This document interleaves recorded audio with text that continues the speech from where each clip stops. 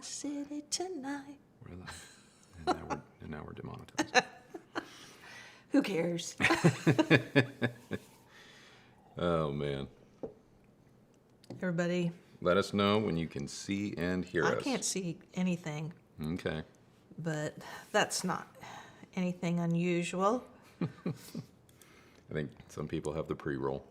I don't even have that yet. Oh. Make sure I click the button. I don't see anybody saying that they hear you, so. Oh. Here we go. There it is. The future of paper is here. The future of paper. Is that Remarkable. Yeah. Remember they approached us to do an ad? Oh, yeah. Wasn't it them? I think so. And we were like, oh, we have a great idea. Oh, I think we were doing, it was like when we were doing planning for construction planning or something. We thought it was going to be, we were like, this is a perfect way to talk about this kind of product. Yeah. We were doing and they're like, pool no, planning. we want you to hit these 3 talking points. Yeah, we want you to be boring. We don't actually care if it's practical. That's how ad. That is how ad reads work. Ad inquiries go. Peter, hello, in Greece. Oh, wow. I've never been to Greece. What's the best place to go? I've never been either. Well, yeah, no. I mean, I knew that. Oh. Well, they didn't know that. Is anybody with us this morning? Please raise your volume. Okay. Daniel says, please raise your volume. I'm showing that I'm coming in at... Here, let me tell you what. I'm going to go up to right here. We have the same settings as last week, guys. How about that? Raise it up a touch, Sergey says. Okay. How about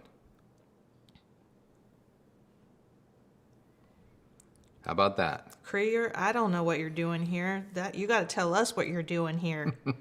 I mean, if volume you're is working great. and you're Sounds here. Okay, so I think we fixed the sound thing.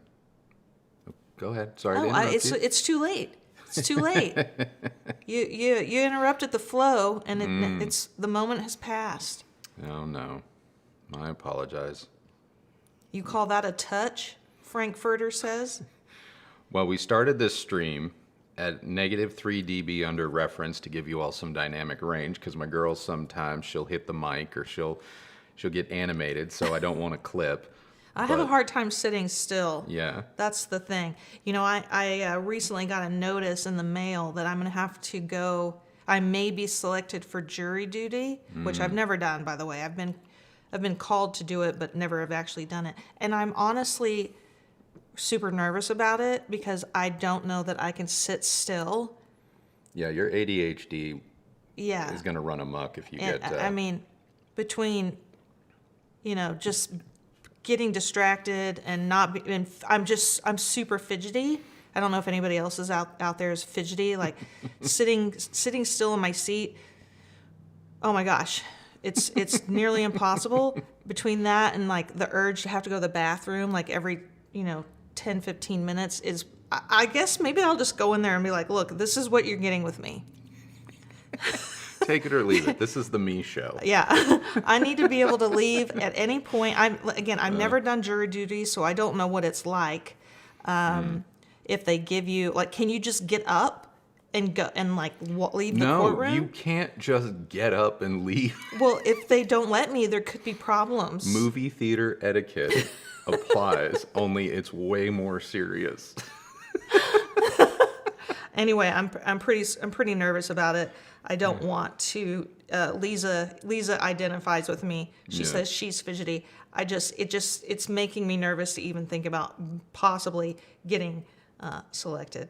So hey, anyway. Greg Weaver, appreciate you, buddy. $20 to the American Red Cross for our fundraiser. Oh yeah, we really do appreciate that. That is awesome. We've had the fundraiser attached to several of our recent videos. And so there's no pressure to donate. If you can't, we totally understand. Yeah. But Hurricane Helene has really affected a lot of areas that, typically wouldn't see this type of damage and flooding and stuff.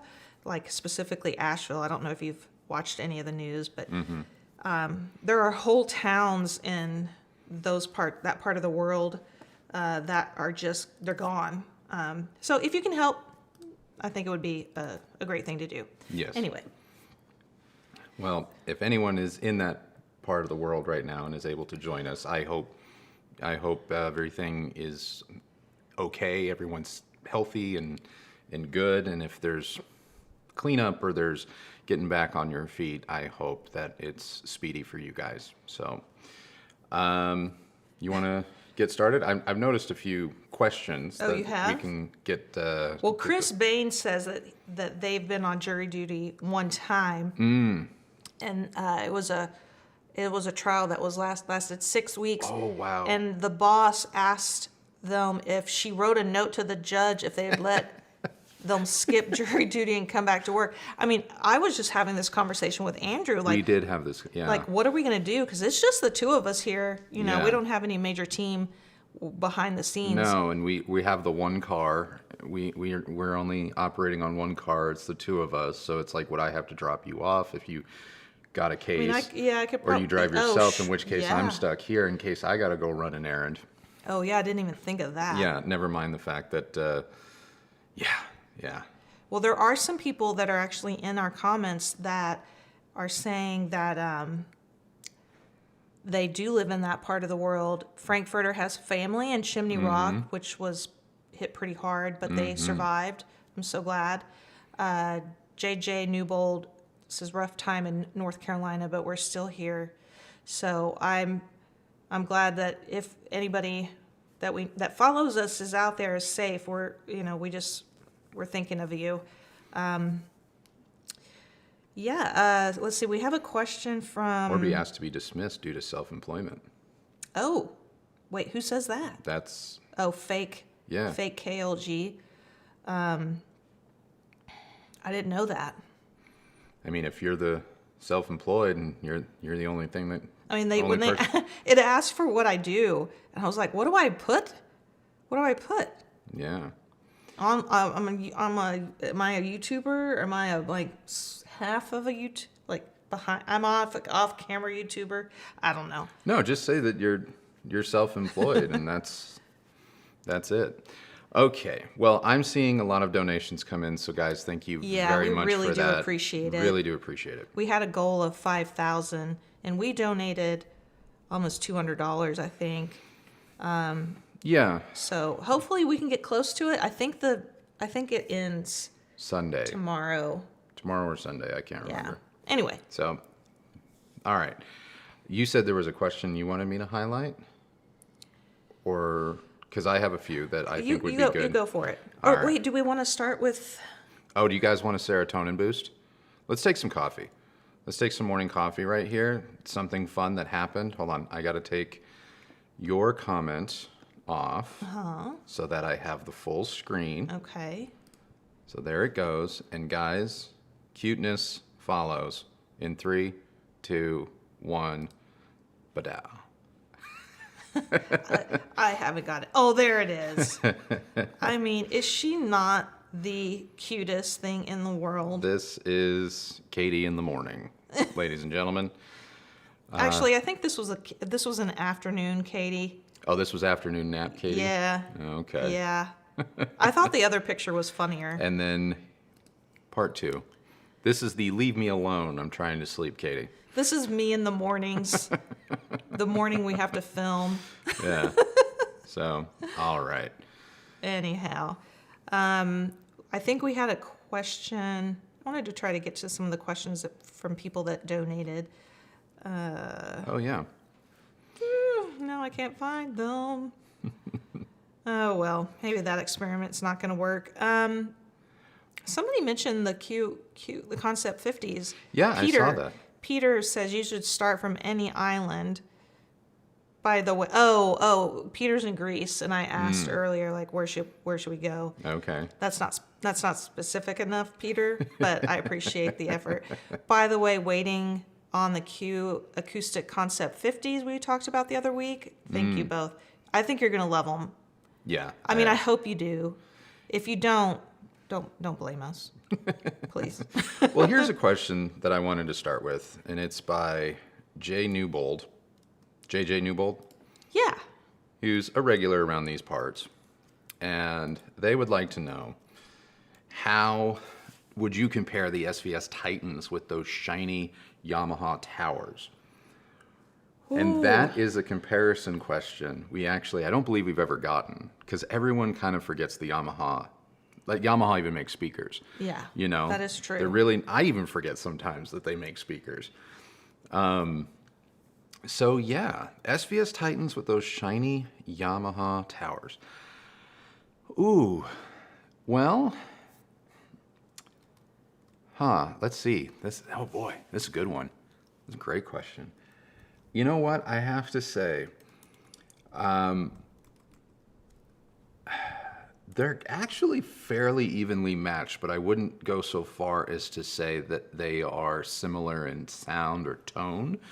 But in terms of like the reach of their frequency response, the Titans are going to be a little bit more authoritative down low.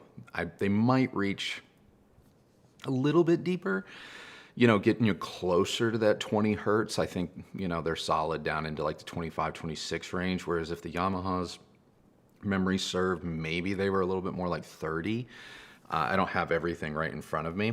But you're probably going to notice the kind of solidity of bass more with the Titans. Not to say that the Yamahas are a slouch, but I find the Titans, when set up correctly, have a little bit more quickness to that bass, whereas the Yamahas, with some Dirac or some EQ, like the weight was there, but careful placement or some type of room correction really firmed them up a little bit. The Yamahas have that really kind of pronounced purposeful rise, like right at 10 kilohertz, which is in the brilliance section of the tweeter, that just lends that little bit of just ounce of emphasis on everything. But on a poor recording or a really compressed recording, it could potentially result in a more pronounced sibilance. So that's possible. It didn't happen too much with us, but it is still possible.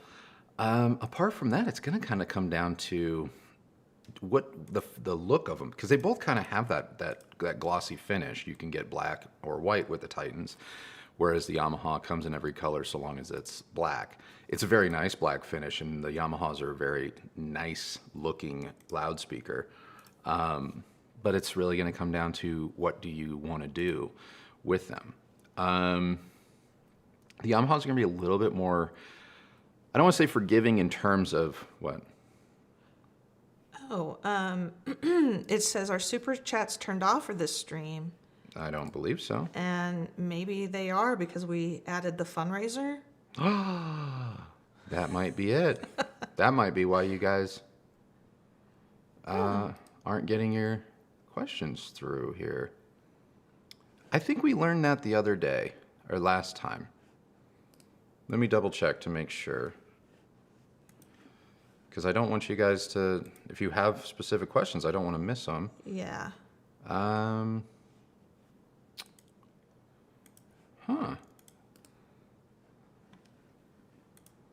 Interesting. Oh, okay. I undid it so that I guess it's an either or.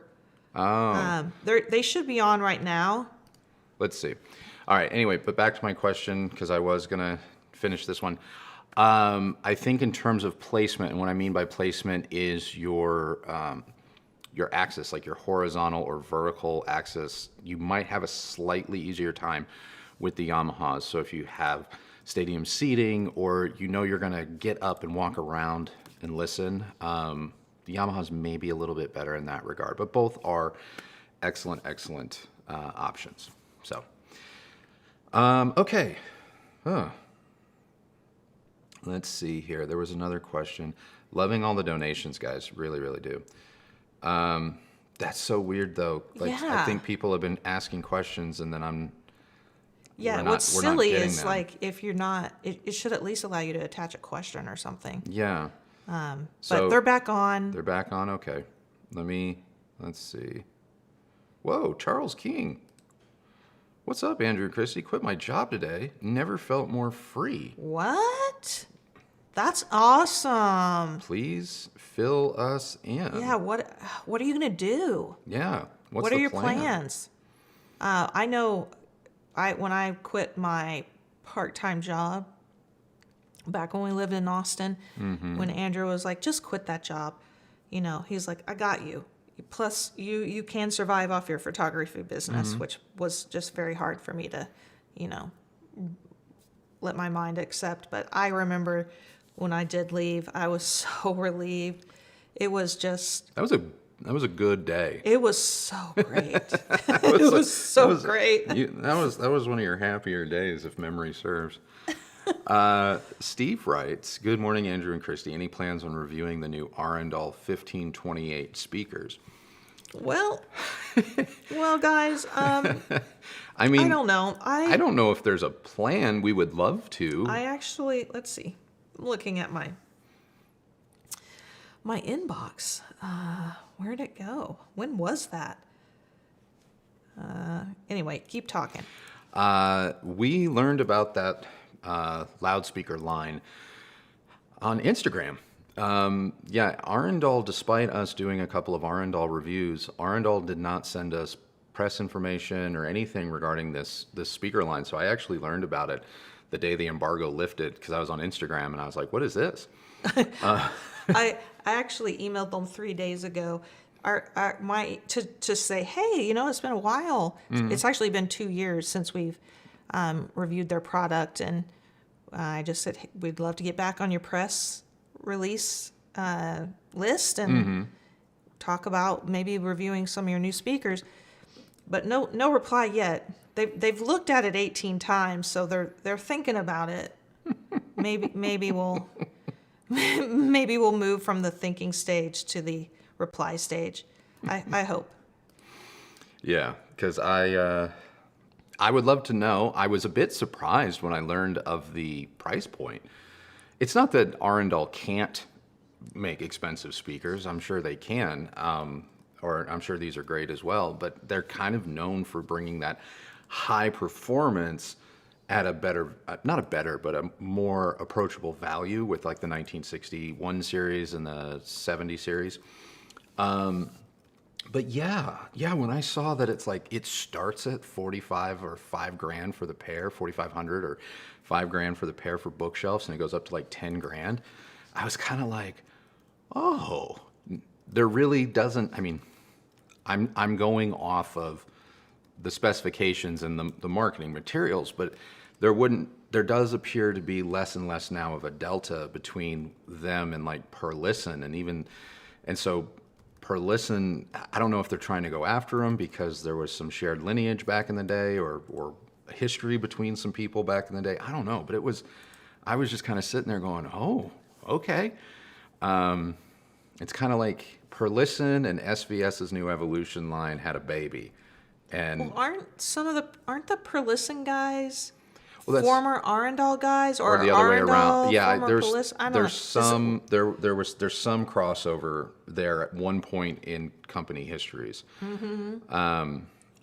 So yeah, but I would love to. You guys know I'm open to whatever, and obviously, if you guys want to know about them, I want to be able to bring you that information. I think we have some time though. I do, because according to their website, let's say you put your order in today. Last time I checked, which I believe was yesterday or day before, last time I checked, they're not shipping until like January 10th, 2025. So we have some time. Oh boy. Oh my goodness. We're live and someone just knocked on the door. So Just keep talking.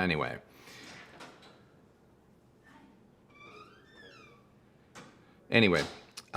Clem, Super Chats are working again. Thank you to both. Oh, we appreciate that, Clem, and thanks for letting us know. And apparently when I turn those on, I can now see not only your specific questions, but I can now see the donations that have come in more clearly. So I really, really appreciate that, guys. Really do. If you've got a specific question you don't want me to potentially miss it, obviously super chats are the way that we do that. So that was my answer to the Arundel question. Let's get it going here. There was another question that someone left that I wanted to address. Oh, Jose said, would you get the PS5 Pro? I know nothing about the PS5 Pro. I saw a picture of it, and when I just saw the photo of it, and I actually thought it was like an AI joke, and then it turned out to be real. But I don't know anything about it, so I'm happy with my current PS5. I don't game enough that I think I need to do a PS5 Pro. I'm gonna wait for the full generational change over to something else. I thought there was a droplet on my screen. Turns out your ceiling lamp is out of focus. Oh, are you referring to the arc lamp there? Okay. All right. Let's see here. I think super chats back up. Yes. Oh, I'm so glad you were able.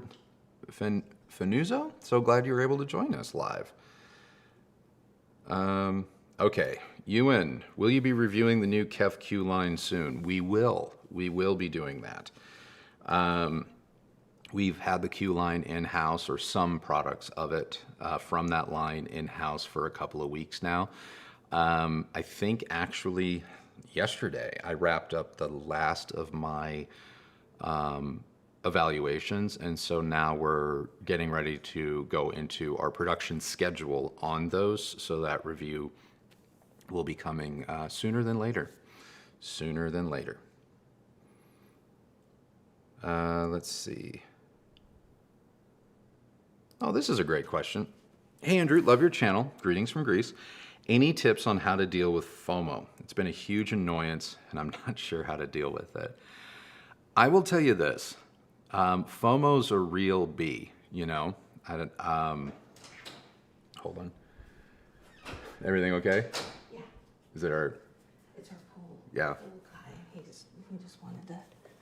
It's fine. Hey, Okay. I'll talk to you about it later. It's all fine. It's all fine? Yes. Okay. Anyway, FOMO can be a real kind of pain, and I get it because I have been there a lot in my life. The easiest way to deal with it is to just try and, not the easiest way, but maybe the most effective way to deal with it is to just try and block it out, which is easier said than done. I went into debt very early on in my hi-fi and home theater journey on multiple occasions because I just wanted to know. I would borrow stuff from my local dealer. I would debt finance because I was hooked. I was addicted. Now, though, the longer that I've been in this, the more I realize that there are more consequential ways to improve your system that don't require you to purchase anything new. And the more research and understanding that you give to what I'll call free adjustments, tweaks, and whatnot, a whole new avenue of this hobby starts to open up because it becomes more of a game, less of a what to buy, how to buy, and it becomes more of a game to try and maximize what you have. And when I mean like this stuff is free, I mean that just taking a couple of hours on the weekend and rearranging your room or doing something crazy and just moving your chair or your couch 2 feet forwards or 2 feet back, even if you don't know what's going to happen, just do that and then watch and listen. Not only will you likely hear something completely different than what you're used to, even though it might be the same speakers, the same gear you've had for years that you're just like, I need something new. But you're going to start to learn that you're going to get different sounds out of these products, and you're going to start to learn how maybe you can even tune your experience based on what you want to experience at any given time just by moving some things around. We were producing or shooting the video for the Canvas soundbar that's coming out very soon. You guys saw it attached to the LG, which we emptied the room that you're seeing here, rearranged everything in order to set that up. And I wanted to do some more listening tests, but I wanted to do more listening tests with the Canvas treated the same way that we've treated every other soundbar that's come in the house. And so that put it directly below the TV. And with it being directly below the TV, I was like, well, what if we adhere to THX standards in terms of viewing distance? Because we've always adhered to the proper quote speaker ratios when it comes to speakers out into the room in relation to our seating position, which always put our screen slightly outside of what would be considered SMPTE or THX standard. So we moved the couch forward. And it was a more immersive experience, as you might expect. We're closer to a 98-inch TV. But the TV started to feel different just because we went that 1.5 feet closer. But what also happened is the sound radically changed. So then, before I put everything back, I remapped the room. And I started inside Room EQ Wizard. And we may make a video on this because I think it's actually going to be really helpful for some of you and fun because it's free.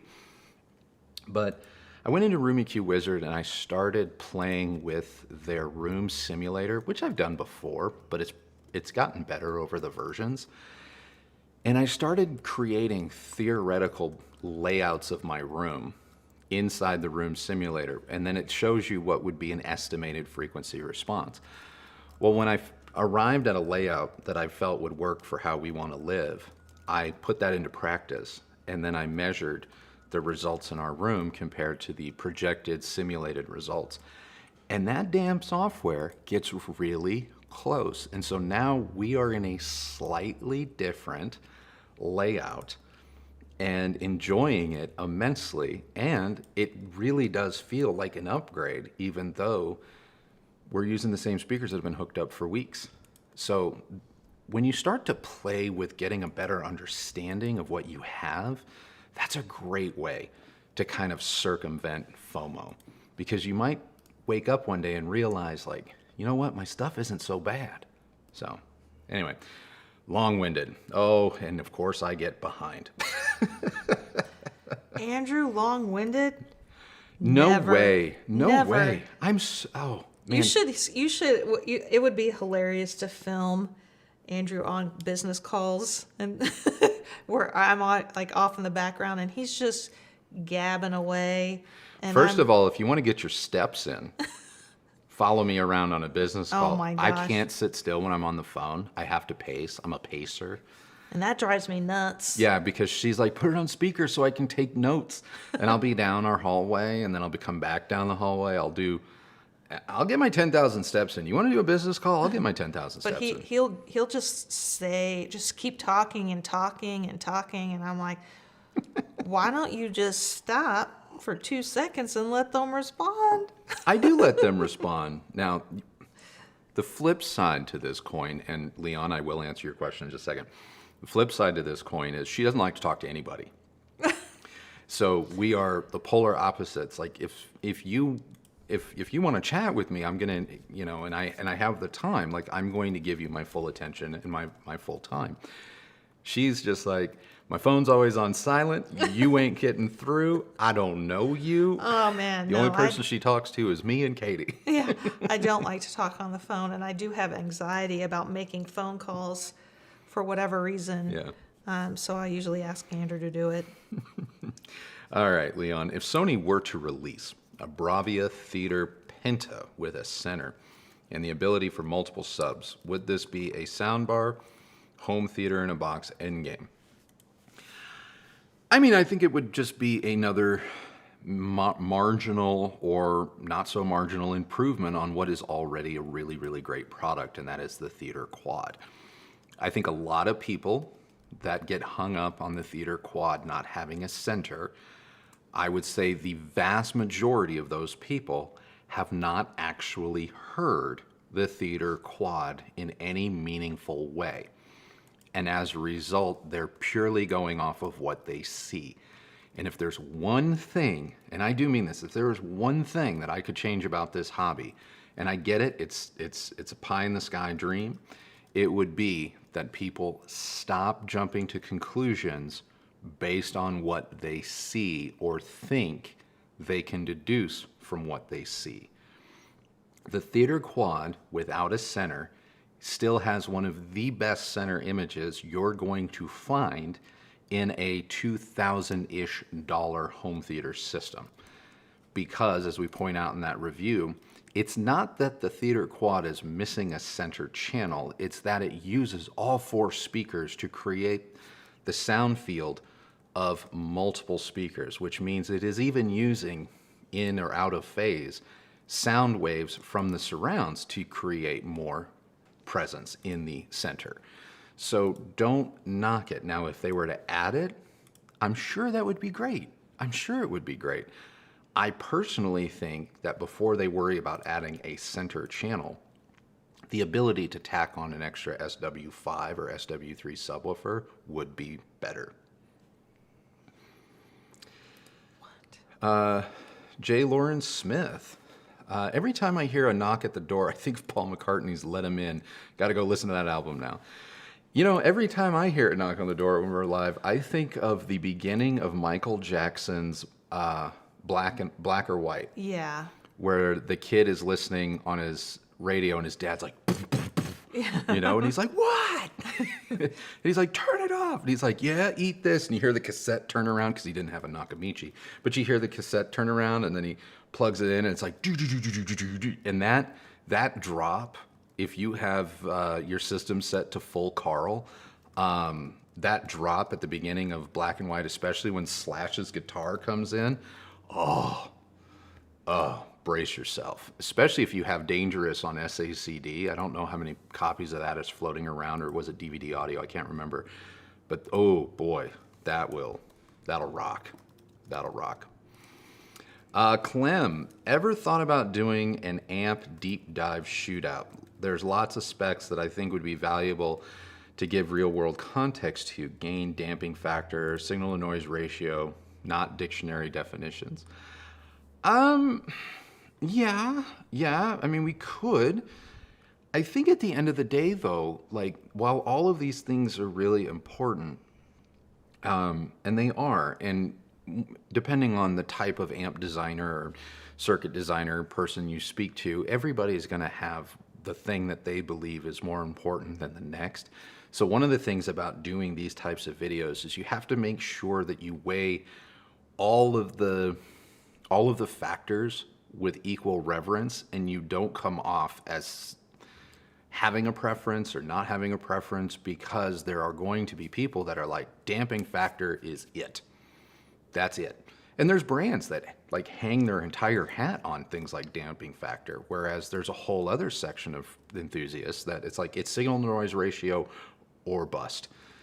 And you know, those are the type of people that will pull up the specs on a receiver and be like, 0.9% at blah, blah, blah, no thanks. And it's like, I defy you to tell the difference, though, you know, with real content. Like, a lot of things about amplifiers, in my experience, are very easy to measure and go, look, see that? That's not good. But that's playing a test tone at a certain frequency for a finite amount of time, blah, blah, blah, as measurements go. But when you put actual content to it, some of these amps that measure really well, let's go Class D chip-based amps, they measure incredibly well.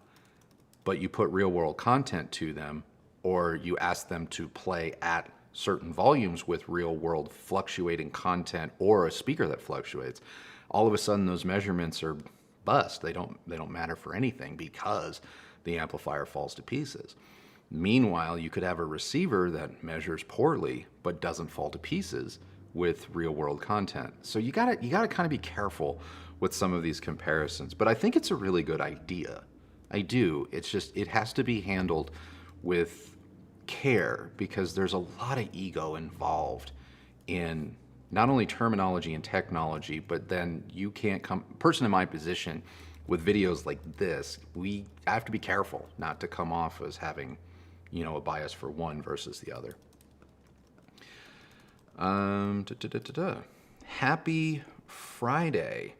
If you were to redo your room, will you still do clips again, or would you suggest something else? Planning a 17 by 14 media pre-wired, 7.2.4, but otherwise blank slate. What do you recommend?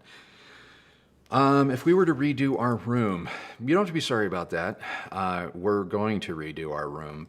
Over the course of this channel, you guys will probably see it redone a half a dozen times, to be honest. Partially because while my girl over here can't sit still for maybe jury duty, if you caught the beginning of this stream, I can't point my cameras at the same, quote, scenery for too long because I worry it's going to get boring. I worry that you guys are going to be like, oh, we've seen it. Oh, boy, I love your reviews, Andrew, but I just feel like they're all starting to look and feel the same. Like that is always just back here, you know? So yeah, no, we'll redo our room. I wouldn't be surprised if we redo parts of our room in the first quarter, second quarter of next year, to be honest with you. I promised this one over here, like the fabric wall that you see here was always meant to be temporary while we figured out a more permanent solution. Are we going to bring a bump back? Are we going to not do the build out? Are we going to do this? Are we going to do that? And we just kind of got busy and just left well enough alone. But there's a couple of speakers that I want to visit in the new year. I don't think they're going to be ready for this year, but they're going to be something that I do want to play with in the new year from some brands that I've just been turned on to that will require us to make some changes. So we'll see. As for our in-ceiling speakers, would I do clips? I have nothing against the clips. I've been very happy with them. I might go, if we do redo it, I probably would look for a closed back in-ceiling speaker for our Atmos channels and surrounds. Not that the clips are bad, but I would like the comparison of the open back, which we have, and a closed back, and I would love to kind of hear the differences there. So if anything, it would be for my own kind of education. The clips are great. I have been looking at some other options, but I can't say that they would be better or worse. They would just be different, you know? So I will say this, the one in-ceiling speaker that we heard recently that did have kind of it did have a different tone. I don't know if it will work for you or not, but Bang & Olufsen's in-ceiling speakers, which are actually OEM'd or made by Origin Acoustics, those sounded really, really good. The Bang & Olufsen in-ceiling. Yeah. They sound really good. The Origin threw me off. But Yeah. They were really good. I kind of want to get a pair of those in just so that I can have a real world in my room sound demo of those, because I've only heard them at a showroom. But I was pretty impressed by the ease and just sort of composure of those speakers. They were very, very impressive. So, hello, love the channel. Moving magnet or moving coil cartridge recommendations around the $500 mark. Equipment is the 1500C, musical fidelity. I am a moving magnet fan, and the brand that I really like is Ortofon.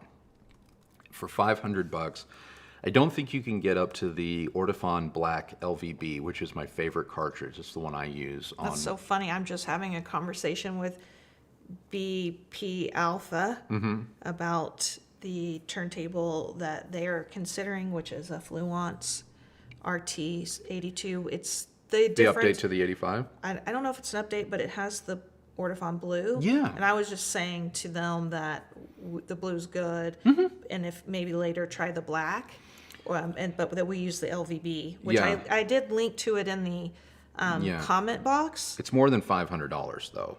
It is. It's $1,000. I think it's. Oh, I can't remember. Unless it's on sale. I was going to say I have recently. Okay, when I say recently, I would say sometime this year, because all my Ortofon cartridges are pre-mounted to removable head shells, which is one of the benefits of your Technics, same as my turntable. I recently played with the Ortofon Bronze, which sits between, I believe, blue and black. I don't know if it's $500, it might be $600, but it is also a very, very good cartridge. But I'm a big fan of the Ortofon line. Blue is the best bang for the buck cartridge I think that exists. Black LVB.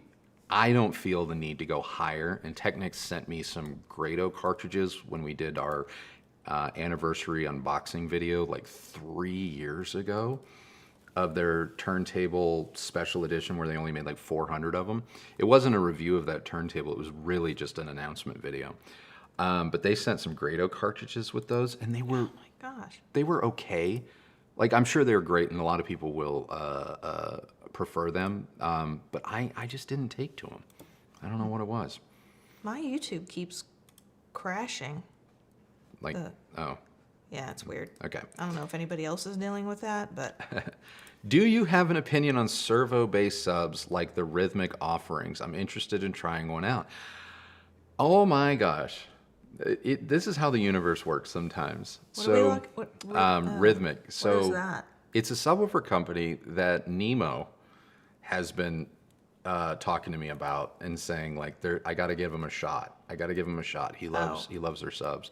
I had never heard of them prior to about 3 weeks ago, to be honest. So I don't have an opinion on their subs. I've been on their website maybe twice, and like I said, it's only because Nemo Propaganda was talking them up and saying, Andrew, you got to give him a shot. You got to give him a shot. And so I don't know.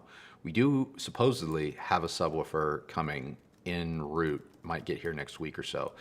I am planning on doing a dedicated subwoofer review in the not too distant future.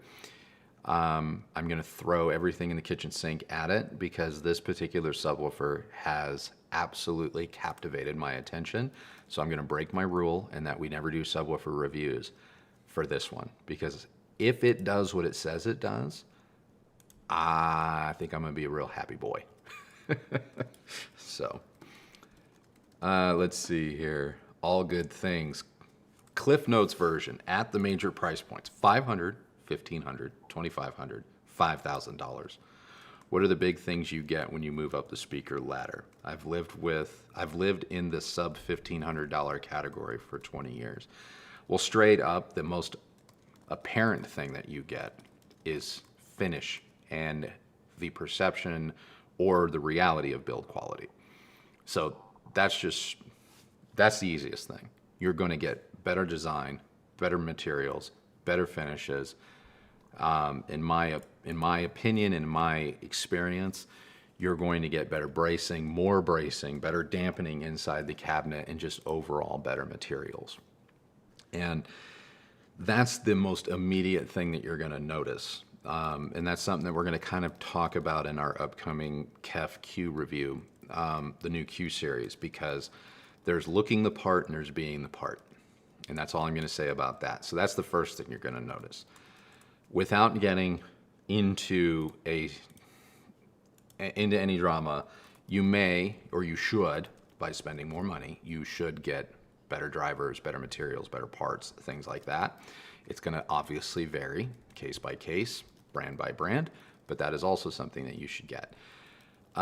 Jumping from a $500 to a $1,500 speaker in terms of sound quality, or jumping from a piece of electronics from $500 to $1,500, that's where the deltas, in my opinion, can be great, but more often than not are razor thin. Going from $500 to $1,500 up to, say, $2,500, $3,000, you're going to start to notice things. Once you get around that $3,000 mark, you got to spend crazy money to really crest into that next level. The $3,000 to $5,000 range has gotten so good that there have been instances where we've had 10, 12, 15, even close to $50,000 speakers or electronics in this house, where you're like, it took all of that to really look at the $5,000 products and go, there's really the only difference, So it's I think if you can play, or if you've gotten to that point in your life or your career where you're able to play in that $3,000 to $6,000 range up and down the chain, whether it's speakers, electronics, or whatnot, you've kind of reached the the base camp, and the only thing left is the summit. And the summit is rare air. And you should probably brace yourself for quite the leap in price to get that little single-digit performance differences. And before you make that leap, I would make sure you have exhausted every avenue about your listening environment. I would make sure that you've exhausted every placement opportunity that you've had in your room with speakers, every seating location, every room treatment, non-room treatment, because that's the only way you're going to know that when you get to the peak, you're able to enjoy everything that it provides. Tommy Shinebox. I love that name. I don't know why. I just do. Hi, from the Pentagon watch floor. Just got a Zydu Z9X 8K media from my 16 terabyte HD. Sounds amazing. Do you plan to do any deep dives on devices like this or the Dune? Yes, that video is in the works.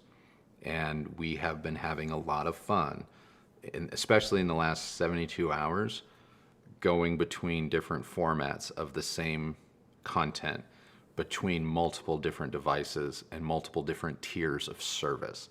That video is in the works. It's not necessarily directed at a Zydu or anything, but a realistic, real-world approach to what you guys can expect, at least in the home theater realm, of varying degrees of quality and source material and sources. We're on it. Name is nobody. I know nothing about crossovers and capacitors, but have old Biovox with pristine drivers. Sound great, but with crossover tinkering maintenance, could they sound even better? Or if it's not broke, don't fix it. I am of the mindset, as a vintage Bang & Olufsen enthusiast, I am of the mindset that if it isn't broke, don't fix it. Let them play the way that they were designed and engineered to play for as long as they can. Because some of these older products, you are going to have to use OEM parts, or you're going to have to use parts that will be compatible but aren't the same. Like I have some drivers in a pair of Biolab 4000s that are not original. They're like OEM, they work, and they sound fine, but I swear to you, they do not sound the same as my pair of 4000s that are all original. It's subtle, I get it, but they're not quite the same. So I am a firm believer in speakers, especially. Speakers were designed to sound a certain way. And much like someone's preference for Mercedes over BMW or Chevrolet over Toyota, you are buying that vehicle. Once you get past the practicality of I just need a vehicle, if you are one of these people that it's like, no, it's not just about getting from point A to point B. It's about something else that's internal to me. Once you are making that choice to go with a specific brand or model within a specific brand, you're doing it for a reason. And when you start to get away from the original intent of that reason, one could make the argument that you are no longer going after the thing that you wanted. So in this instance, I am a firm believer. If you want to go get a pair of Wilson Watt puppies or whatever they're called now, you want a pair of Sonus Faber, whatever, you want the SVS, you want JBL, I don't care. You're buying it for a reason. And that's because at one point you heard that loudspeaker or product and it resonated with you and it spoke to you. That isn't to say that that product is perfect. It may very well not be, but the imperfection, the artistry of the imperfection, the flaws, might have been the very thing that attracted you to it, that spoke to you, that resonated with you, that gave you the goosebumps on your arm and made your toe tap. So if you start to change that, there's a chance that you fall out of love with the thing you loved. That's my opinion of it. So But as a vintage Bang & Olufsen fan, ooh boy, there's just something about their sound that I try and maintain as long as I can. So if it ain't broke and they're working for you, I would stick with it. Hi, why do some often cheaper amps distort speakers when actual wattage used by speakers is very low? What actually makes the speaker distort? It can be a number of things. I mean, sometimes wattage isn't everything. And I think some people are kind of, I don't want to say waking up to that, but discovering that wattage, I mean, I can sit here and tell you that, you know, I can produce 200-300 watts, you know, whatever. But if the power supply can't support it, if the rest of the circuit isn't really designed, or it can only do 300 watts under a very specific use case, i.e. impedance is consistent, you're only playing one tone or one frequency at a specific volume to get that measurement or to achieve the design objectives or specifications, that's great. But we live in a world where loudspeaker impedance fluctuates. We live in a world where power supplies, power can fluctuate. We live in a world where source material and thus the demand, the load on the amplifier fluctuates. And in those instances, wattage isn't everything. And that's why so many people will jump in the comments of any given amp video and say, well, I have a 10-watt tube amp from 1978, and it sounded more powerful than my 100-watt whatever. And so you'll get these sayings like, well, tube watts are different than solid-state watts or this and that. And it's like, it really does come down to just good design. And a good design for an amplifier circuit goes up and down. It's not just what the paper says it is, because my Deckware is perfect proof of that. There's times where Deckware is 1.5, maybe 2 watts in stereo, and it is straight up embarrassed and outperformed 30, 50, 75 watt, 90 watt solid state amplifiers. And even I at times go, huh? How? And I'm sure Steve Deckert would be like, well, that's why if the first watt, or Steve Deckert or Nelson Pass, if the first watt sucks, why continue? And these types of anecdotal stories that I'm sharing with you, they're going to look at and go, see, proves my point. When in reality, there's just a lot of other factors that go into it. So, yeah, a speaker's taxing of an amplifier could result in distortion. The amplifier not being able to deliver the power the speaker needs, that could result in distortion. There's a lot of different things that could contribute to it. John Syracusa says this is a test message. Oh, yeah. John was having trouble leaving a super chat earlier. I guess they got it to work out. Oh, I see them. John, I'm getting to you. Okay. Because normally when that happens, I have to turn to you and be Yeah. like, did they leave it in the normal comments somewhere? But I see his question. Okay, that's great because I don't. Okay. You're busy over here. I'm busy. You're doing stuff. I am. Van Gool, you reviewed Yamo speakers before, and I bought them, looking at upgrading to ELAC Debut 3 towers and bookshelf speakers. You're going to end up with a radically different experience. I'll just say that. Nothing against the Yamo speakers, but the ELAC is going to be a completely different sound, and you need to know that going in. If you like the Yamo sound and want to continue that, but just get something new or different or maybe a little bit more refined, the similarity in tonality is not going to be there with the ELAC. But if you're like, no, I'm ready to move on from that more dynamic, punchy V-shaped curve of the fun of the Yamo into something a little bit more nuanced and refined and neutral. The ELAC Debut 3.0 series, man, right now, that may be the overall budget, 2024 budget loudspeaker line to beat. It really might be. They did an exceptional job with that product. They really did. Mike Nelson, brand new to hi-fi. Based on your videos, I have a Marantz Cinema 70, Wharfdale Diamond 12.4, Klipsch sub, and it is epic. Thank you for all your advice. You know, honestly, that sounds awesome. That really does. I bet that slams. Wharfdale Diamond, great, just kind of versatile loudspeaker. Klipsch subs, completely underrated. Maybe not the best of the best with honors, but they can hang. And the Marantz Cinema 70, I mean, come on. I mean, that's a little, the Stereo 70 and the Cinema 70, total sleepers. Everyone overlooks those, and they're great. So I'm glad we were able to help you, but more importantly, I'm glad that you're happy with what you have. Okay, John, here's your question. Why don't more center speaker reviews discuss how they sound when not sitting directly in front of the speaker? Like Aaron's Audio Corner channel measures this, but seemingly no one else. I think it's hard, to be honest with you. I think it's hard to do an entire review based on a center speaker, because really the only things that you can kind of discuss are going to be the tonality, intelligibility, and directivity.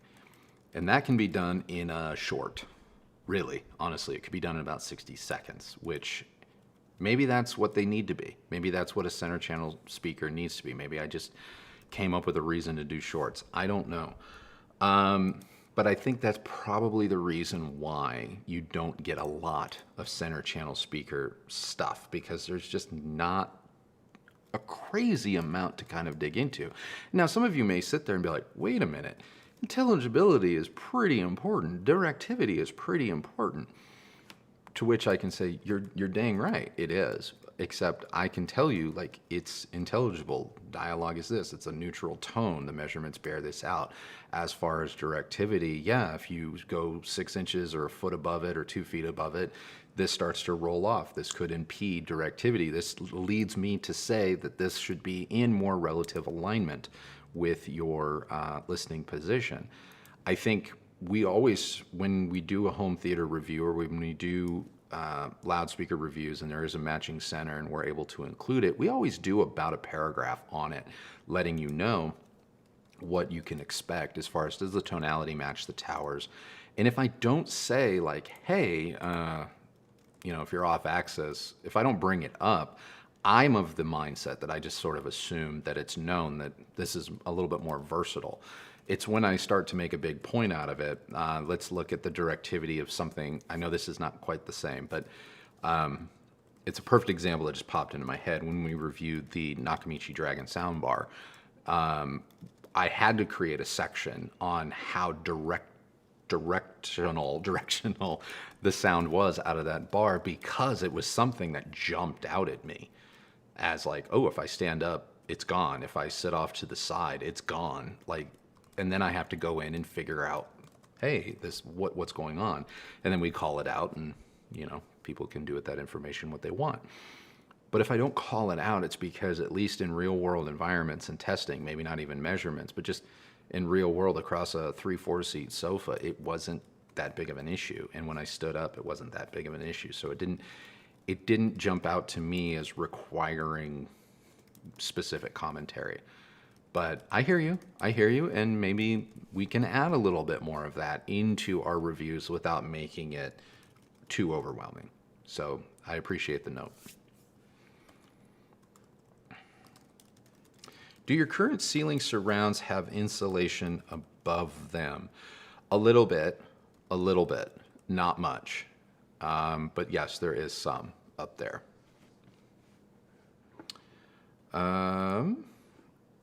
Fenuzo, thank you so much for your support. I don't see a question here. If I miss it or if I come across it later, I'll be sure to answer that one. YZ, in ceiling, is it as discernible between Klipsch, B&O, or even Focal when you only use them for Atmos or surround? Stereo listening, yes, but surrounds, I think in some instances it could be, but that's also why I want to get a couple of other brands in here: open back, closed backed, 2-way, 3-way, because I think that would be a good educational type video. So obviously, yes, stereo listening, yes, but for surround, I think there actually is in some cases, but not every case. But I want to have a larger sample size, and I want to have a little bit more hands-on experience before I start using more definitive language.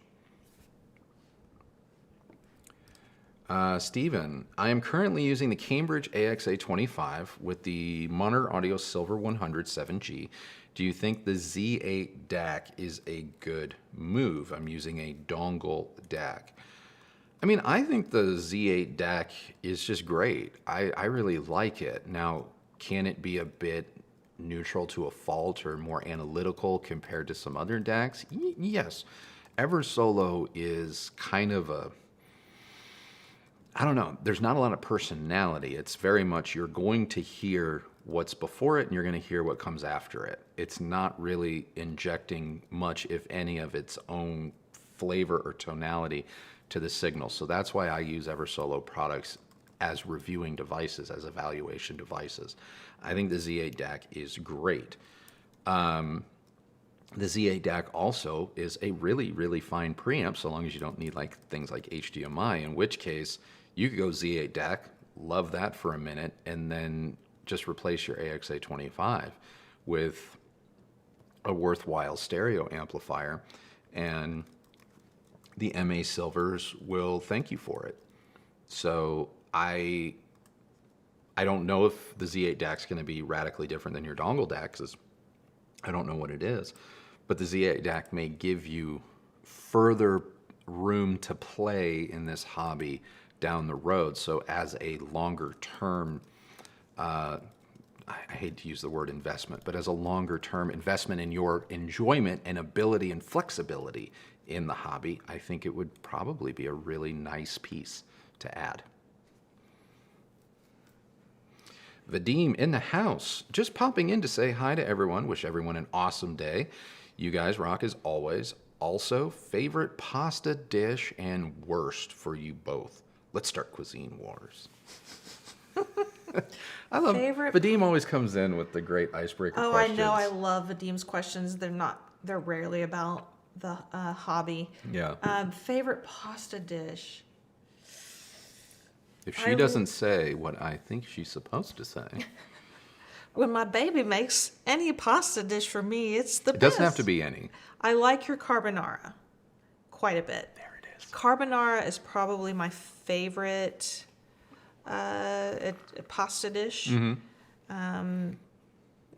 Next to like maybe a gnocchi of some sort. The worst, honestly, it seems like most Italian restaurants serve terrible pasta. I don't know what it is that they can't get right. But I've also been to Italy and have had homemade carbonara made for me by an Italian who got his olive oil from like the family down the street. And while I was looking over the hills of Tuscany, so that is a hard one to beat. I like making pasta at home. When I get it right, it's very rewarding and it tastes amazing. And I've been basically working my way through the various recipes of what's his name? Because he's a comedian. He's a comedian, but his YouTube channel, Matteo Lane. Yeah. Love him. Matteo Lane. But about once a month, he's just in his apartment in Manhattan or Brooklyn, wherever he lives, and he does some type of Italian dish. And they're always like super easy to replicate recipes, and that's what I appreciate about them. But they're so wholesome because he's Italian, so he just makes what he grew up with. And so I've been working my way through his recipes, and they've always been bangers. So I love making those types of meals at home. But my favorite pasta dish, I was in northern Italy for like 4 hours tops. And I wandered into a very small, nothing fancy restaurant, and I got served a piece of lasagna that if I stepped out of that restaurant and got hit by a car, I probably would have survived because everyone was on scooters. It would have just bruised me a little bit. But if, I got taken out, like, and that was my last meal, pretty stoked on it. That was amazing. It was served on a paper plate. And I had a small bottle of Coke with it. And I was like, holy crap, this is one of the best meals I've ever had in my life. I had a pizza in Amalfi. Mm-hmm. Oh, my thing just crashed again. I had a pizza in Amalfi, and they put French fries on it. What? It was awesome. I know it sounds weird. It sounds very weird. But it was great. Highly recommend. That sounds like something like Zero Fidelity would get on a live stream and be like, guys, forget pineapple. You gotta put French fries on the pizza. Anyway. I tell you, if you're in Amalfi and they have it on the menu, try it. It was great. All right. There you go, Vadim. Hope that answers. We did answer the worst. Yeah, never mind. You did. Yeah, I did. It's fine. Move on. Yeah. My entire YouTube page crashed, so my brain is like resetting. Got it. The worst Italian food I can say definitively, I was forced at one point to eat at an Olive Garden in an airport. That was a long flight. Nate, any advice for integrating subs with full range towers for a home theater like you do with your Titans? I worry that just limiting the low pass on the subs would limit the crossover for the surrounds. When it comes to subwoofer integration, there's no shortage of opinions. There really isn't. And everyone, and I don't mean this like in a snarky way, and so that like I'm right and they're wrong. There is no shortage of opinions, and in my experience, having tried so many different methodologies, there's something to be said for each one. There really is. I personally, I don't know if the way that I do subwoofer integration for me as an individual, for my own personal enjoyment, not for evaluation necessarily or when testing review gear, but for my own personal enjoyment, I'm not sure that my method is the best. It just produces the results that I like. And so when I'm given the opportunity to set things up my way, like using the mini DSP SHD, like, yeah, I don't set a crossover point on my loudspeakers. I don't care if they're bookshelves, or whatever. I always just let my stuff run full range. I just do. I mean, call me crazy, but it's like, if it can play down to that level, and that's what I paid for, I don't want to cut it off at the knees. Provided when I take measurements or whatever, like as it rolls off, it doesn't do anything goofy. Like, let's say, I can get solid linear results down to like 35 hertz, but from 35 hertz to 30 hertz, it's kind of a mess.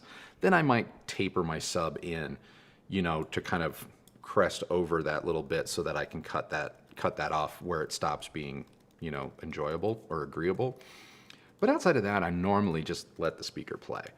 And then I really just EQ the sub and bring it in where appropriate. A lot of times that can be, 80 hertz exists for a reason. It's just kind of a nice catch-all. But sometimes that can mean that I'll cross my, I'll do 80 hertz or I'll do 100 hertz on the surrounds or, Atmos channels, but I won't set one on the fronts or the center. And, if you use a sub or you use two subs, if you do it all right and you have everything else in phase and you're not stealing bass from the other sub, I don't know how many people would really know the difference or notice the difference depending on which method is best. And so I always encourage people when it comes to subwoofers, play around. They're really fun to play around with, and you can achieve a lot of different experiences when you experiment with placement, with how you set it up, where you want to set the crossover, so on and so forth. There's instances where I let the tower speakers, like the Titans, play full range, and then I'll literally just take measurement after measurement and just see, like, okay, at this point I can now measure where the sub comes in, leave it at that. Is that enough? Watch some stuff. Okay, now let's just go for broke and let's bring that sub in hot, like really hot, but just right there at the end. I love playing with that kind of stuff because it's free to learn, to discover and learn what you like and what works best for you. That's always free. So have fun with it. I have an Emotiva XPA Gen 3 9-channel amp and an RMC1L processor with a Legion 3 speakers. At what price point might a separate DAC be noticeable? This might be the part of the stream where I get myself in trouble. Oh, please don't. I wouldn't buy a DAC, sir. I wouldn't. You're fine. The RMC1L, if memory serves, I haven't heard it, but it's based on architecture from products I am more familiar with, but taken to that next level.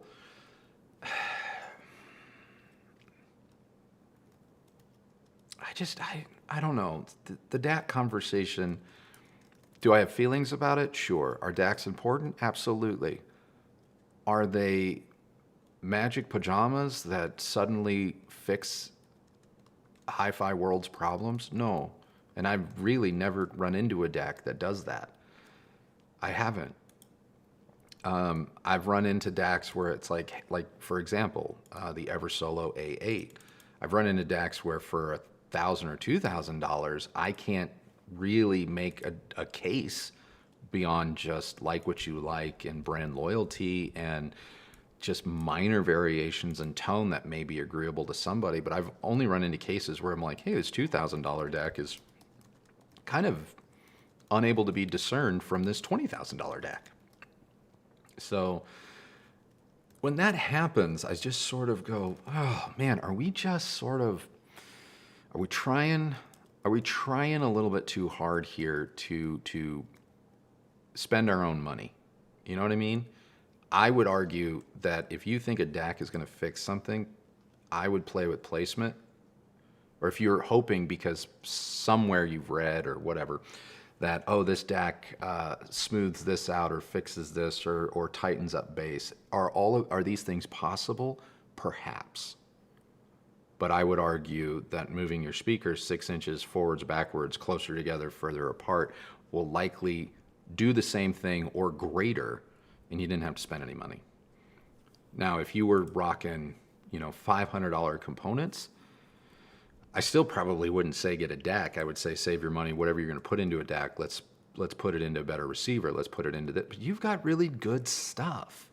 I would make sure that your environment is at the best it can be. Your setup's at the best it can be physically within your room.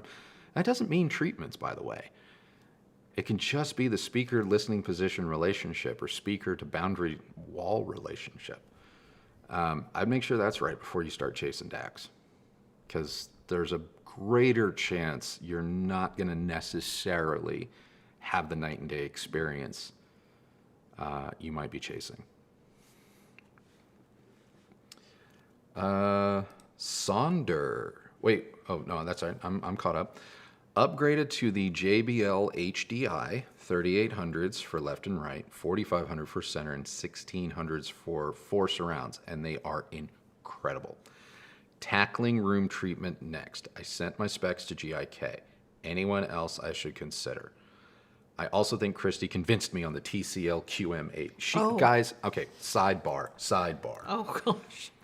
This girl does not go a day since that TV got boxed up and sent back to TCL. Does not go a day. Maybe she goes a day. Doesn't go more than 2 days before she'll just kind of slide in there and be like, kind of wish we had the TCL still. I wish we would have just not sent that back. This is true. I have said that a few times. She says it more than she thinks. I have And s- I do agree with you. Oh, That TV is amazing. It really is. And I very much liked it. That TV gave me the same feels that I had from the Hisense UX, where when the Hisense worked, yeah. I was blown away.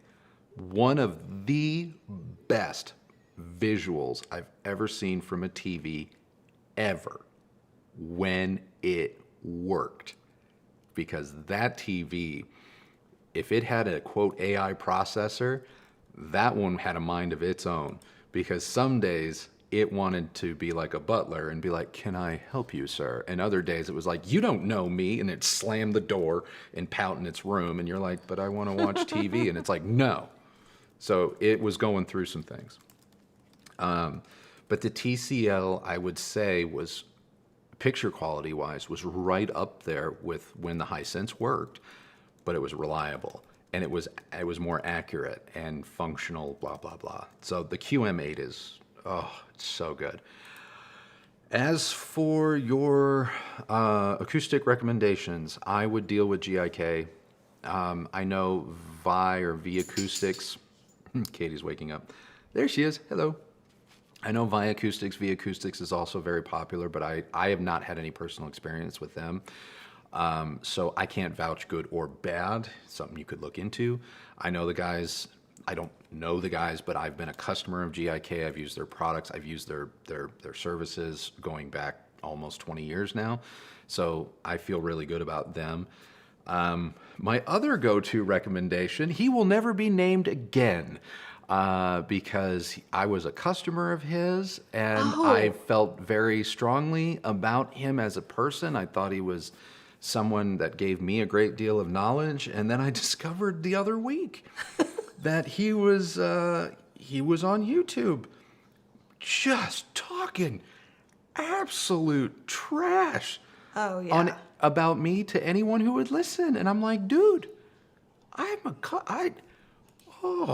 Yeah, that hurt. that hurt. hit Andrew pretty hard. Yeah, I've known this guy, and I've been in his presence. And you're right. You have mentioned him multiple times on at least, In live especially streams. on live streams. Yeah. To like, hey, if you are in the area, go. He you worked know, wonders on my systems. check him out. And yeah, he was just. Oh you know, man, just a threaded comment of how much I am a clown. A bunch of words I can't repeat, and I was just like, oh, that was a day I learned something about myself and what I thought was a relationship that I guess I don't have. Those are fun days, aren't they? So yeah, if anyone caught the roast of Tom Brady, there was a repeating phrase that Kevin Hart would do when he got to the mic, and yeah, that was the first thing that popped into my head when this happened, and I kind of walked around the house going, "F you, dude." Anyway, I digress. You digreg. I digress. Hi, A&K. Points to anyone who gets that. Oh, reference. if you get that reference, we would get along. You two are F amazing. Lots of love. Played with the bass and treble on my Rotel, and boy, those Kef Q9's got some bass. Love it. Take care. Yeah. Kef Q line can do some bass. They can. Stay tuned for our review. Jay Lauren, your question is coming up right here. I believe we kind of went into this. Sorry, guys. I got like a eyelash or something suddenly in my eye. It's bugging me. It's clouding my vision off to this side. Any chance of a future clip? Last week, we dove into this. Sorry if you weren't able to catch it. We requested it. I think that was going on a month ago at this point. Literally, I said I wanted to do it. Super excited. The person that we now have to communicate at Clips said the person that she has to communicate with was out of the office, but that she would get right back to me. And like I said, that was 4 weeks ago. I have no idea. I have no idea. I would love to. I think they look kind of neat and intriguing, but there's nothing on the schedule. Demand. Would a Yamaha M5000 amp that is 200 watts at 8 ohms be as powerful loud as the Macintosh 12000, which is 350 at 8, since the Yamaha max power consumption is 800 watts? I don't know. I don't know. It's probably like powerful is loud. That's in my experience, that's likely or largely also going to come down to what speakers you're using. You know, on a pair of Paradigms, you might not be able to tell the difference between the two. On a pair of Magnepans, it might be a world of difference. I don't know. I really, really don't know. I'm sure they're both great. I have not heard the M5000. I technically haven't heard the 12000 from Macintosh either. But I'm sure they're actually comparable. But as for as powerful or as loud, that's equal amp but equal speaker question. And I can't say. I don't know. Let's see. What do you recommend for a home office amp streamer combo $1,000? I have Polk ES12 and a KEF subwoofer.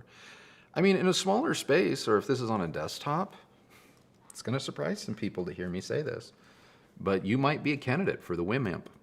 You might. That might be a great solution for you. I don't know how it would pair necessarily with your exact speakers and subwoofer, but in a small space, you can get by with it. And it might be very convenient to get by with it because it does have the volume knob and all of that.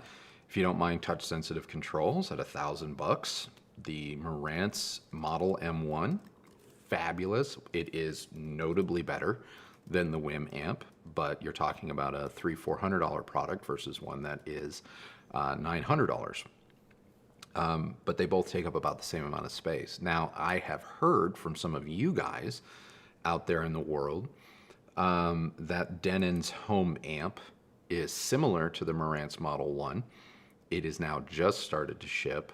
We supposedly are getting one in for review, but it's not here yet. That is comparable to the Marantz Model M1, but it costs $200 less. That might be an option to look at. Yeah, I think I would start there, especially for desktop or small home office use. I think that would be really good. I think that would work. Hold on, I gotta refresh here. Am I caught up? No way. There's no way I'm caught up. I am always behind. Oh my gosh. Oh my gosh, guys. I have managed to stay on top of everyone's questions. That is crazy. Is there anything, you've been over here just busy as a bee. Is there something that I need to be aware of because I was off answering specific questions? Well, one thing that I thought was super funny. Johnny B says that their Springer Spaniel does zoomies when our introduction plays. Really? So I asked him to film it and DM it to you on Instagram. Okay. Because I really I got to see this. Okay. Maybe we should use that actually in our opening credits. That would be awesome. We'll get permission, but yeah. Let's see. Yeah, I thought that was awesome. Yeah, now I really want to see that video. We have somebody wrote a question in French, but I don't read French, so I can't help that. Someone says, I hear the Dragon has the best DAC on the market. Okay. Oh, man. Nate Drill asks, so you leave the subs low pass to LFE? It really, it again, it really depends. I've I play a lot with, do I do LFE? Do I do LFE plus this and that? Like I said, when it comes to stuff like that, it really does depend on what type of experience I'm trying to get. If I'm trying to like make kick drums sound more live the way that they do when I go to a concert, I treat bass one way. If I'm going for more of the movie theater experience, I treat bass another way. And honestly, I don't have a hard and fast rule. I don't have a hard and fast like series of settings that I can just rattle off to you guys, because to be perfectly frank, it really does depend on the use case. And I don't always run a subwoofer either. And while some people may be like, what? You know, the reason I don't do that is this one over here, she's not always the most, call it biggest fan of low bass, or, you know, bass that rumbles too much. It's just not a sound that she gravitates towards. So it can be too much sometimes. It can be too much. So sometimes I'll turn the subwoofers off and I'll let her know, be like, there's no sub. And she's like, okay, this is perfect for me. But then if she's in the other room or I really need to test something, I'll go in the back corner or wherever the sub is set up and I'll flip it on. So a sub is one of those speakers that I have infinite respect for, but at the same time, I don't always use them. So if that helps clarify some things. I just saw something.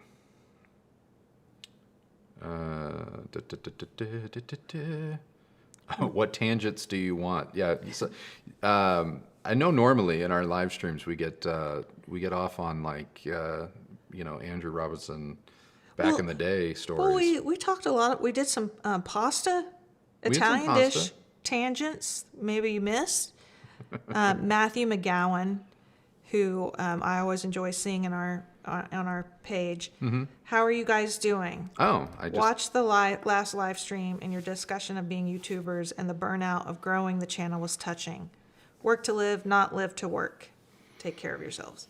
Yeah, and that's true. I mean, and that's part of the reason why we're live today too, is I wouldn't say that doing this live is necessarily easier, but from a workload standpoint, given all of the extra stuff that we had to do this week, it does save me a day and a half of editing. If you watched last week's live stream, we kind of broke down our schedule of how this all works in terms of just sheer production time. And yeah, I had an edit run a little bit late for Sunday, and then we had some calls. We had some calls that I had to be on that took up a lot more time. And so, yeah, sometimes we'll come in and we'll do this live because we need to. But these live streams they kind of free me up and they give me more of that time that you're referring to as, work to live, not live to work. So I don't know. I don't know if these are going to become as frequent as they've been 2 weeks in a row.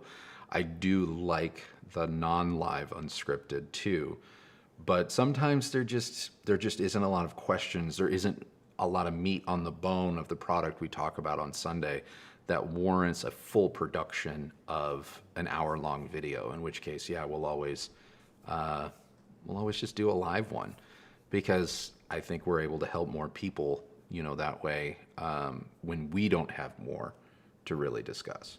I want to just say there was someone in the comments section or in the chat box earlier who I responded to because I was surprised to see them in the chat, because they had been one of the more vocal people on the one video. One of our videos? No, the other video. The video. Mm-hmm. And I was honestly genuinely surprised to see them. Mm-hmm. And so I said so. Mm-hmm. And they replied that the live stream that you did last week really humanized everything. Okay. And so they did ask, were they welcome here? And I said, of course. Oh, everyone is. But I don't believe they're not here anymore. And I just want to say that I'm sure you know who you are if you come back and watch, but I hope you didn't leave because my comment. I just was genuinely surprised to see that person, I mean, because when something like what happened in the past couple of weeks sort of takes off, it's, it's not, we're human, and we see these comments that are being left, and they do take a toll. And I just wanted to... Especially when I feel like the toll that people are trying... Oh, they're back. Especially if I feel like the toll that people are trying to inflict is personal. Yes. Yes. When it is personal. Like, I know one of the critiques that people have of... I'll just say of me. I won't speak for you, but I will say of me is... that, oh, Andrew doesn't like dissenting voices. And it's like, no, I really don't mind them. It's how we learn. It's how we get better.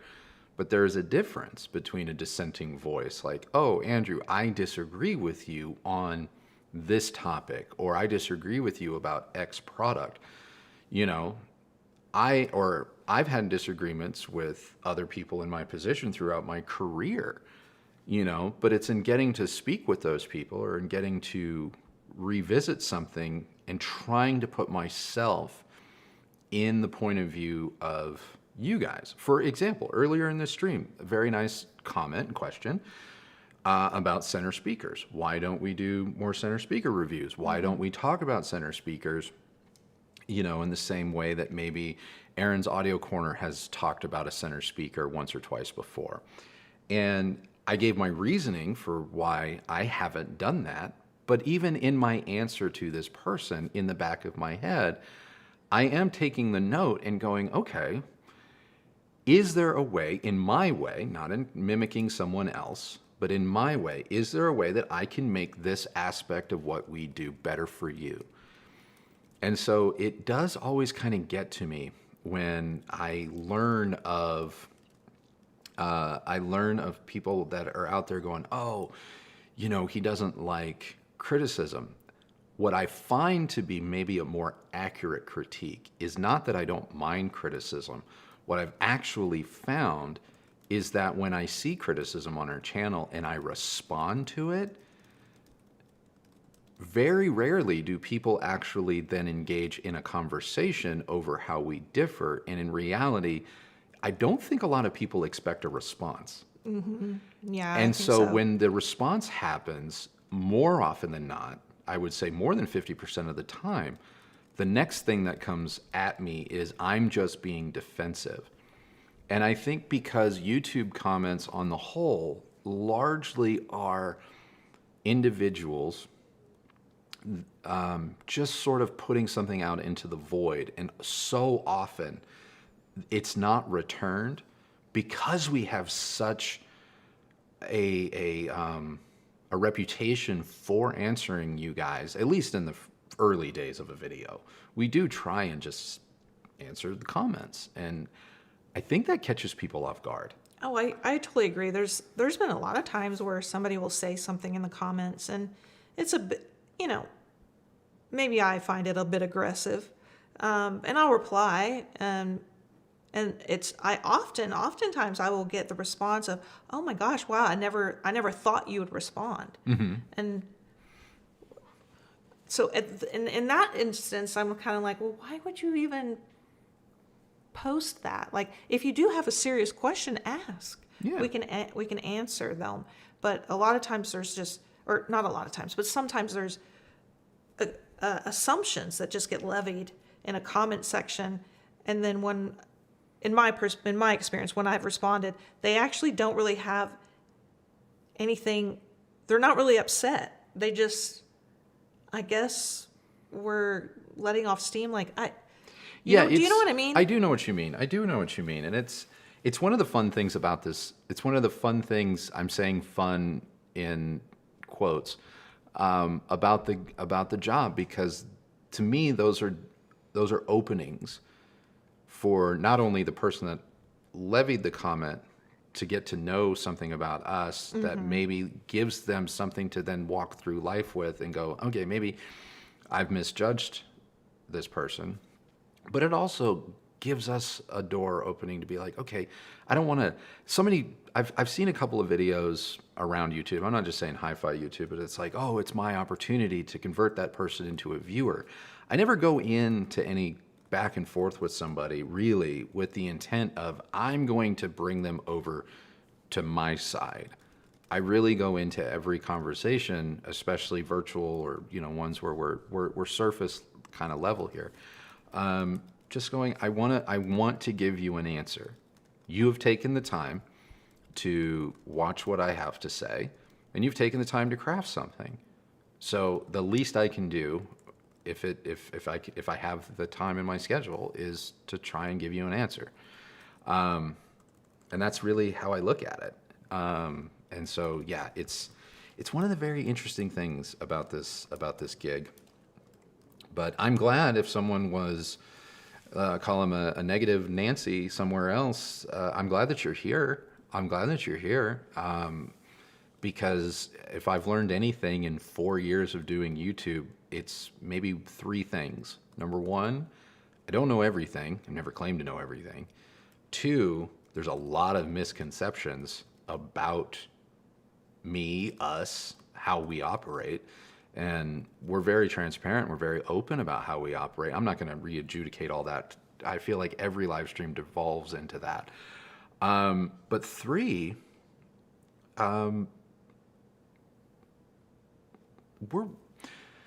we appear to be good for business, other people's business. And I hope that people kind of keep that in mind when they start to see maybe the pile-on effect that we've talked about, the mental toll and mental health toll that it can take, but understand that there might be a strategy also behind why it happens.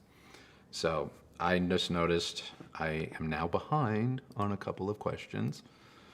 I want you to answer Hassam's question. Okay, real quick. Do you see it towards the bottom? Let me get there. Hassam's question: if one is limited space-wise. Okay. If one is limited space-wise and the speakers have to stand inches from the wall and listens to only the greatest hits of the 70s and 80s, does it make sense to chase a better soundstage? Does it make sense? Well, here's the... What is the... Well, look. Why are you laughing? Soundstage depth can be directly proportionate to the literal distance a speaker has to your front wall. But not always. Not always. There are ways to break up those sound waves in the middle that will allow you to have the sensation of more depth. Sorry, Katie. That allow you to have the sensation of more depth while leaving your speakers relatively close to the wall. You might be a candidate to experiment with things like diffusers. I don't think absorption is going to be the way to go, because that could also suck the center right out. But yeah, you can chase it, but it doesn't necessarily mean that you have to change the layout that you might be stuck with. And this is where the experiment part of this hobby becomes so fun, because I don't know how handy you are or what your financial situations are, but you could buy a diffuser from GIK or maybe a couple. Just see what that does. If it does something, lean into it. If it doesn't, hopefully you're within your return window. But you could also rock down to a Lowe's or something like that and build your own and see what it does, and probably only be out a couple of, maybe $100 in time.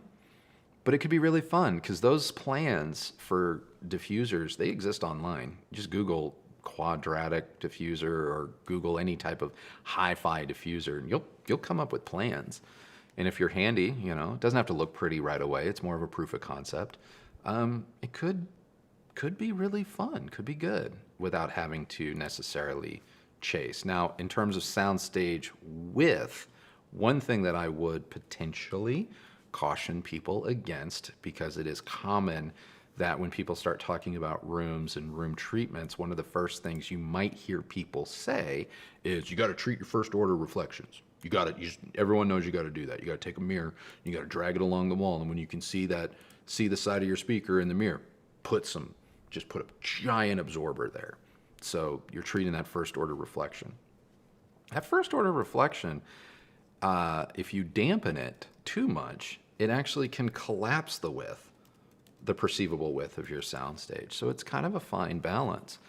Not to say that you shouldn't do that, but you should also experiment with not doing it if you've gone one way or the other, and see how that changes. I don't want to let my hands go too far outside of camera. See how that changes your perception of soundstage width. Don't assume that just because it's common knowledge or it's commonly regurgitated that speakers have to be out from the wall, you have to have first order reflections and second order reflections treated, you have to have bass traps in the corner, that is a mandate, and that's going to be the solution for every situation, because it often isn't. So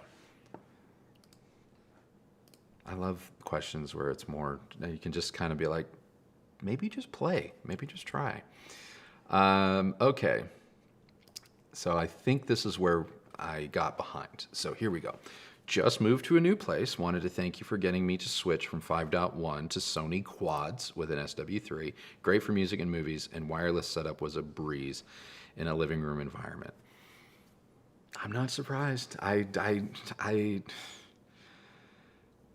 Oh man, do I wish I had something to do with that product, or I got paid the way people think we get paid, because it's good.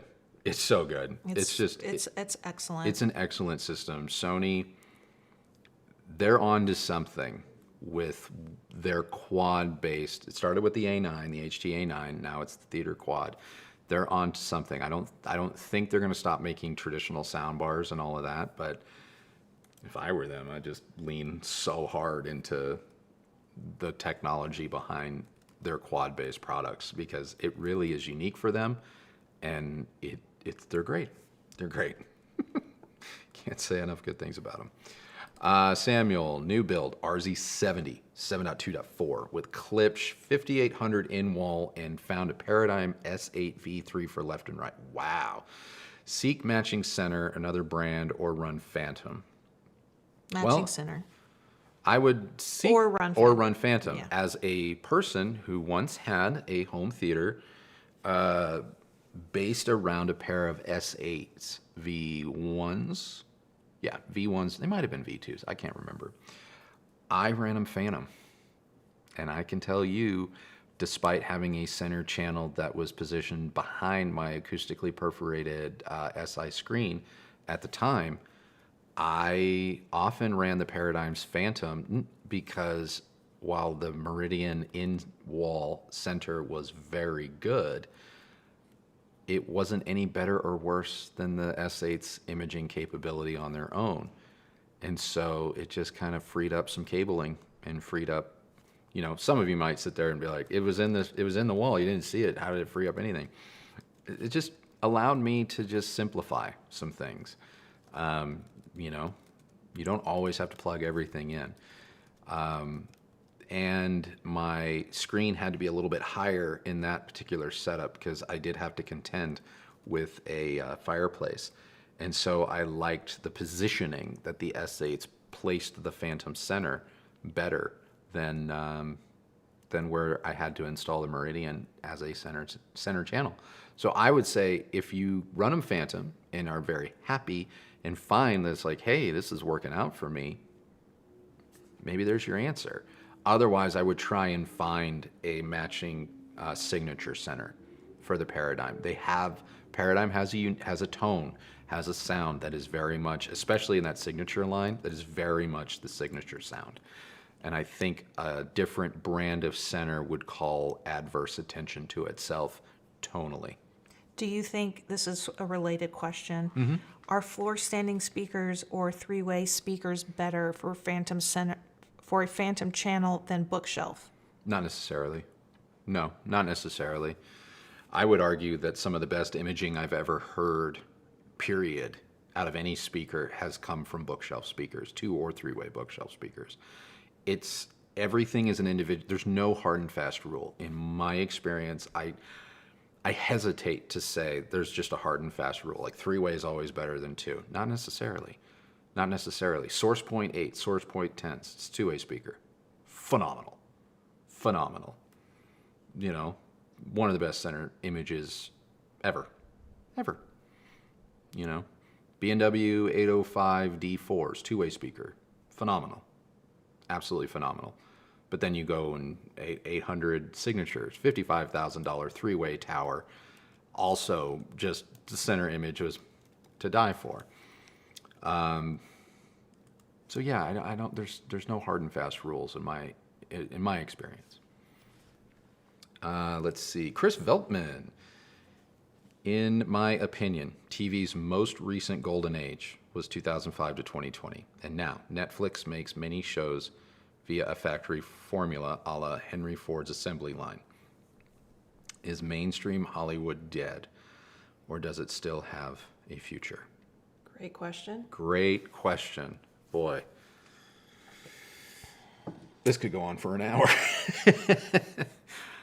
I will say I find myself week after week, month after month, not really excited to watch what's coming out. Like there's that sense of anticipation that I remember feeling as a teen and in my 20s and when I worked in Hollywood, where it was just like, okay, July's going to be dominated by this movie or this movie. August is this.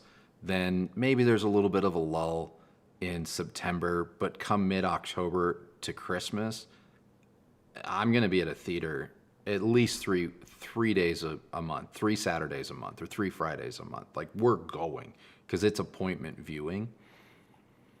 I haven't had that feeling in well over a decade.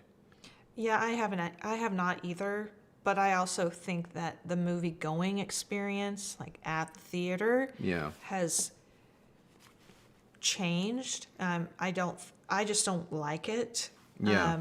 I mean, I enjoyed going to the Alamo Drafthouse theaters back in Austin. Owned by Sony now.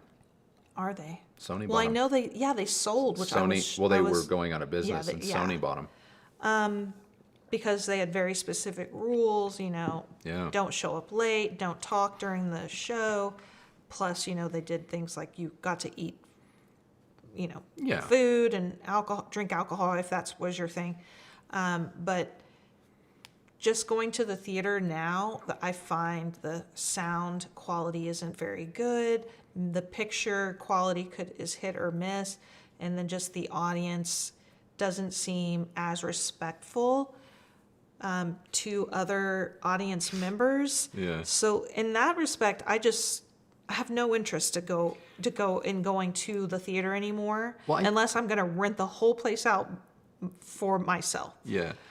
I think the theater going experience and is there stuff worthy of watching at the theatrical level, those are two different conversations. Well, I know, Yeah. but I think that has impacted Sure. the desire. Well, yeah, if the content's not there and then you maybe- have to endure all this crap, it's like, Yeah, but what's I the also point? think, that the movies, I don't know, Hollywood has always been formulaic, in my opinion. I don't think that's ever changed. They've been remaking movies forever. Yeah.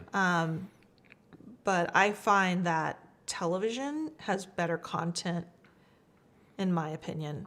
I mean, I think television has proven that it can be better, but I will admit, I think TV's even starting to lose some of, like, 10 years ago. Oh, without a doubt. Like, I would tune into a series and tell you up, down, left, right, and center. Like, this 10 or 15 episode season is epic. But now that seasons are rarely that much longer than a movie, they're making a 3.5 hour, 4 hour movie and then just cutting it into 4 to 6 episodes and calling it a season. It's like, some of this could just be a little bit of editing and you would have had an awesome 2.5 hour movie. So I feel like some movies are getting stretched out into television shows or series, limited or not, and movies are just running crazy long, and they're just full of filler. As for the movie-going experience, as someone that, worked at movie theaters and in movie theaters, from the guy that I worked my way from sweeping aisles and having kids throw up on me to, being a manager of several theaters and running projection, I will say this: the changeover to digital cinema likely turned out to be a double-edged sword, where you can have better quality sound, better quality picture in digital projection. But a lot of that stuff has been so automated at this point that there may or may not be technicians on site that can adjust in real time the experience that maybe an audience is having if it goes off the rails in terms of like the sound isn't right, the picture isn't right. Whereas in the film days, when I worked on like Kristi projectors in 35 and 70 millimeter, you had to be staffed. You had to have someone there all the time. The film could brain wrap, the film could do all sorts of stuff, and you had to manually fix it. And so as a result, we did or as a projectionist, I had to do theater checks, and theater checks were done every 30 minutes, period, your entire shift. And you'd go from theater 1 to theater 2 to theater 3, and I had stopwatches, I had SPL meters, and I would go into the back of the theater with my SPL meter, and I'd have to log the sound. Then I'd have to go double check that against the sound boards in the rack in the booth, and I'd have to do xenon bulb checks. I'd have to do all of these things. Oh my gosh! Well, the conversation we were having a couple of weeks ago, what I couldn't believe was that they didn't pay you for the tech. What do you call it? Okay, so back in the film days, obviously the movies get delivered to the theaters early. They get delivered about a week in advance. So let's say a movie comes out on Friday. Warner Brothers, we would have the tins on, say, Monday or Tuesday. So a film arrives in 4 to 8 reels, and the reels are what you're used to seeing. When you think film projector, you see the visual of the reel that I'm referring to. That is for shipping. I mean, back in the day, they used to have the actual reels, top and bottom of the projector, and they would have 2 projectors, and they would put reel 1 in one projector, and they put reel 2 on a second projector, and they would have those aligned to the screen. And so they would wait for the cigarette burn, and then that little bloop that would come up, and the projectionist would literally go from projector 1 to projector 2. And while projector 2 was playing, they would take reel 1 off of projector 1, put reel 3 on there, and they would literally do this for the whole movie. That was really early days stuff. Then they went to what's called a platter system, where you take 4 to 8 reels and you build one big reel where it's the whole movie. And you could put that whole movie on there. And so you would build it. But one of the things when you build reels into one massive reel is you've got to watch the movie. You've got to watch the movie to make sure your splices are right, your timing tape is right, your timing tape, Q tape, depending on if you've worked in this position before. You need to make sure all of that's right. And you need to make sure that it plays flawlessly, and you didn't leave too much leader on, you cut it at the right splice point, and all that stuff. And so you would do tech screenings. And tech screenings usually occurred, if a movie came out Friday, I was building prints Tuesday night, Wednesday night, I would tech screen Wednesday and Thursday. But you would have to do it after hours, because obviously you're still showing movies in those theaters during the daytime. And so she was a bit just taken aback by the fact that as a projectionist, while my shift may have started at, say, 4:30 in the afternoon, and technically the last showing was at 9:55, which would get out close to midnight, on days where I had to do tech screenings, my real shift kind of starts at 11:30 at night and would go until about 5 in the morning. Because in Theater 1, I have to watch the new Star Wars. And so that's a 2.5-hour movie. And I'm sitting there watching it, taking no-dos, and just making notes, going, okay, that works. But then I've got another opening. I mean, it was easier when only one movie would come out that Friday, but if you had multiples, Okay, so I watched Star Wars. That print's good. Signed off on it. Filed the log. It's ready for the morning's first showing. Now I got to go watch 102 Dalmatians. Watching 102 Dalmatians. It's 3 a.m. now. Okay, tech screening goes. Perfect. Awesome. Oh, crap. There's the third movie. I got to go watch Fear and Loathing. And so you're watching Fear and Loathing in Las Vegas in Theater 3, before the 9:30, 10 a.m. show of all of these movies premiere. And no, we weren't paid extra to do that. Yeah, I was so shocked to see that. I actually saw a friend of mine that I follow on Twitter. She's a DP in LA, and she also was a projectionist at one time, and she was talking about the same thing. And that's when I turned to Andrew and was like, wait a minute, you didn't get paid? And I mean, good on movie theaters, I guess, for leading the way of selling perks as, in lieu of payment, actual income. Yeah. Oh no, they sold that whole you get free movies and free popcorn, and that's why you do it. And I'm just sitting there going, I'm broke as a joke. I'm gonna jump real quick here because I have some questions I need to catch up on. But Todd T, he said, well, at least you didn't work projection room back when film was flammable and dangerous. For the most part, you are correct. However, I had the good fortune at one point in my career, and I only have one instance of this, but I did get to work with a silver nitrate print on a 70 millimeter projector, and I was like this for 3 hours. I was in that booth like this. Anyone that doesn't know, silver nitrate prints, there's some archival stuff of things like Lawrence of Arabia and movies like that, that there are a couple of silver nitrate prints out there. It's glorious, but talk about a puckering experience, because that not only you have xenon bulbs, which sometimes could just explode inside the housing of the projector itself, but silver nitrate was super flammable.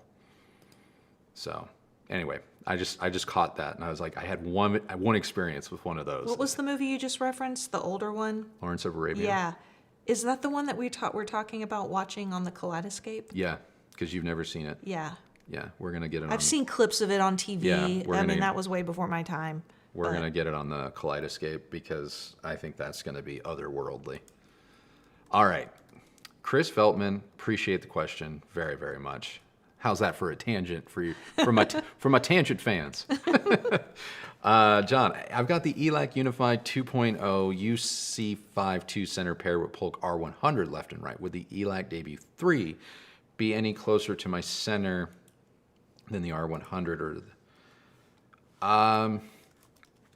I would say that the ELAC reminded me more of Polk R line. I don't have any experience with the Unify line. The only ELAC experience that I had prior to the Debut 3 was the Debut reference.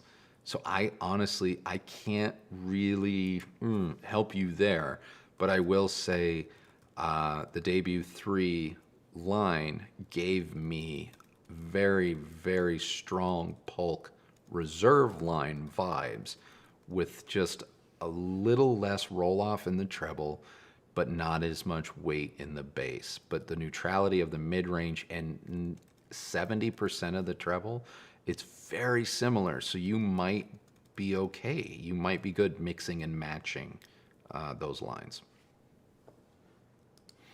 Brian, I am a self-employed mental health clinician. You've helped me immensely to rediscover my love for music and hi-fi lost many years ago. Feel free to take personally. It's a good thing in this case. That's so nice. That's very sweet of you, Brian. I appreciate that. Minnie Perry, I thank you very much for your support. Was there a question somewhere? Minnie Perry? Pearl? Pearl. That's an L. I'm My guessing apologies. Minnie Pearl. I don't know. I didn't see one. Okay. Toby Mac. Oh, wait. I found it. You found it. I found it. Can you read it to me? Yes. I just purchased the Marantz Stereo 70S. Okay. I love the sound.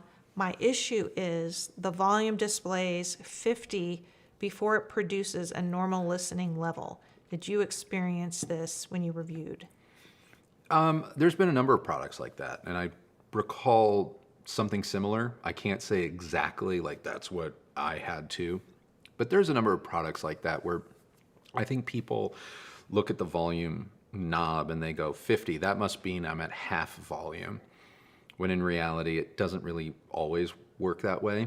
The Stereo 70, there may actually be a setting in the menu that lets you adjust how the volume reads out. I know a lot of AVRs will let you do this if you get confused by, you're like, oh my God, I'm at the volume of 79, like, am I gonna blow my amp up? And most of the time, 99% of the time, you don't have to worry about that.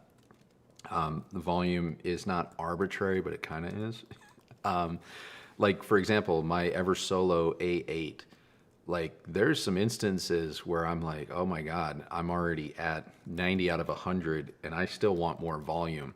But those last 10 steps are the ones that make just like the difference between, say, 91 and 92 on the volume dial. It might as well have been a jump from like 70 to 90 on a volume dial. So every product is just a little bit different. So if you're finding that you have to listen at 50 and that's when you start to feel like a good, place for you, as long as it's a good place for you, then, go for it. Don't pay attention to the number. But if you're like, no, dude, I have this thing cranked and I can't crank it anymore and nothing's happening, that's a different problem. That's a different problem, and it might be a faulty unit. Toby Mack says he got caught up. Carbonara for the win. Carbonara is good. It's so good. It's underrated. We had it last night. It's underrated. So, planning to use my Lintons for home theater, but need center speaker. Not keen on using the Denton. Not enough space under the TV. Inclined using Evo 4CS. Will it sound too different being an AMT? Nah, I mean, it might be just a touch more clear or present, but no, I don't think you should have to worry about that. And if you're gonna use room correction, really of any kind, it's also gonna help kind of smooth that out a little bit, maybe. So yeah, no, I think you'd probably be okay. There might be some minor variation, minor differences, but on a center channel, that could be welcomed, especially when dialogue is happening on screen. And so your mind has the visual directly in front of it. So the tonality change from center to left or center to right may not be as noticeable because your brain is going, yeah, that's coming out of that person's mouth, and I see them, and I don't care so much. So I don't think you need to worry too much. Gifted some old KEF Q5 floor speakers and an IQ1 bookshelves, but have been having some trouble finding any info on these. Thoughts? Oh, man, I want to help you. I want to be like, I have info for you.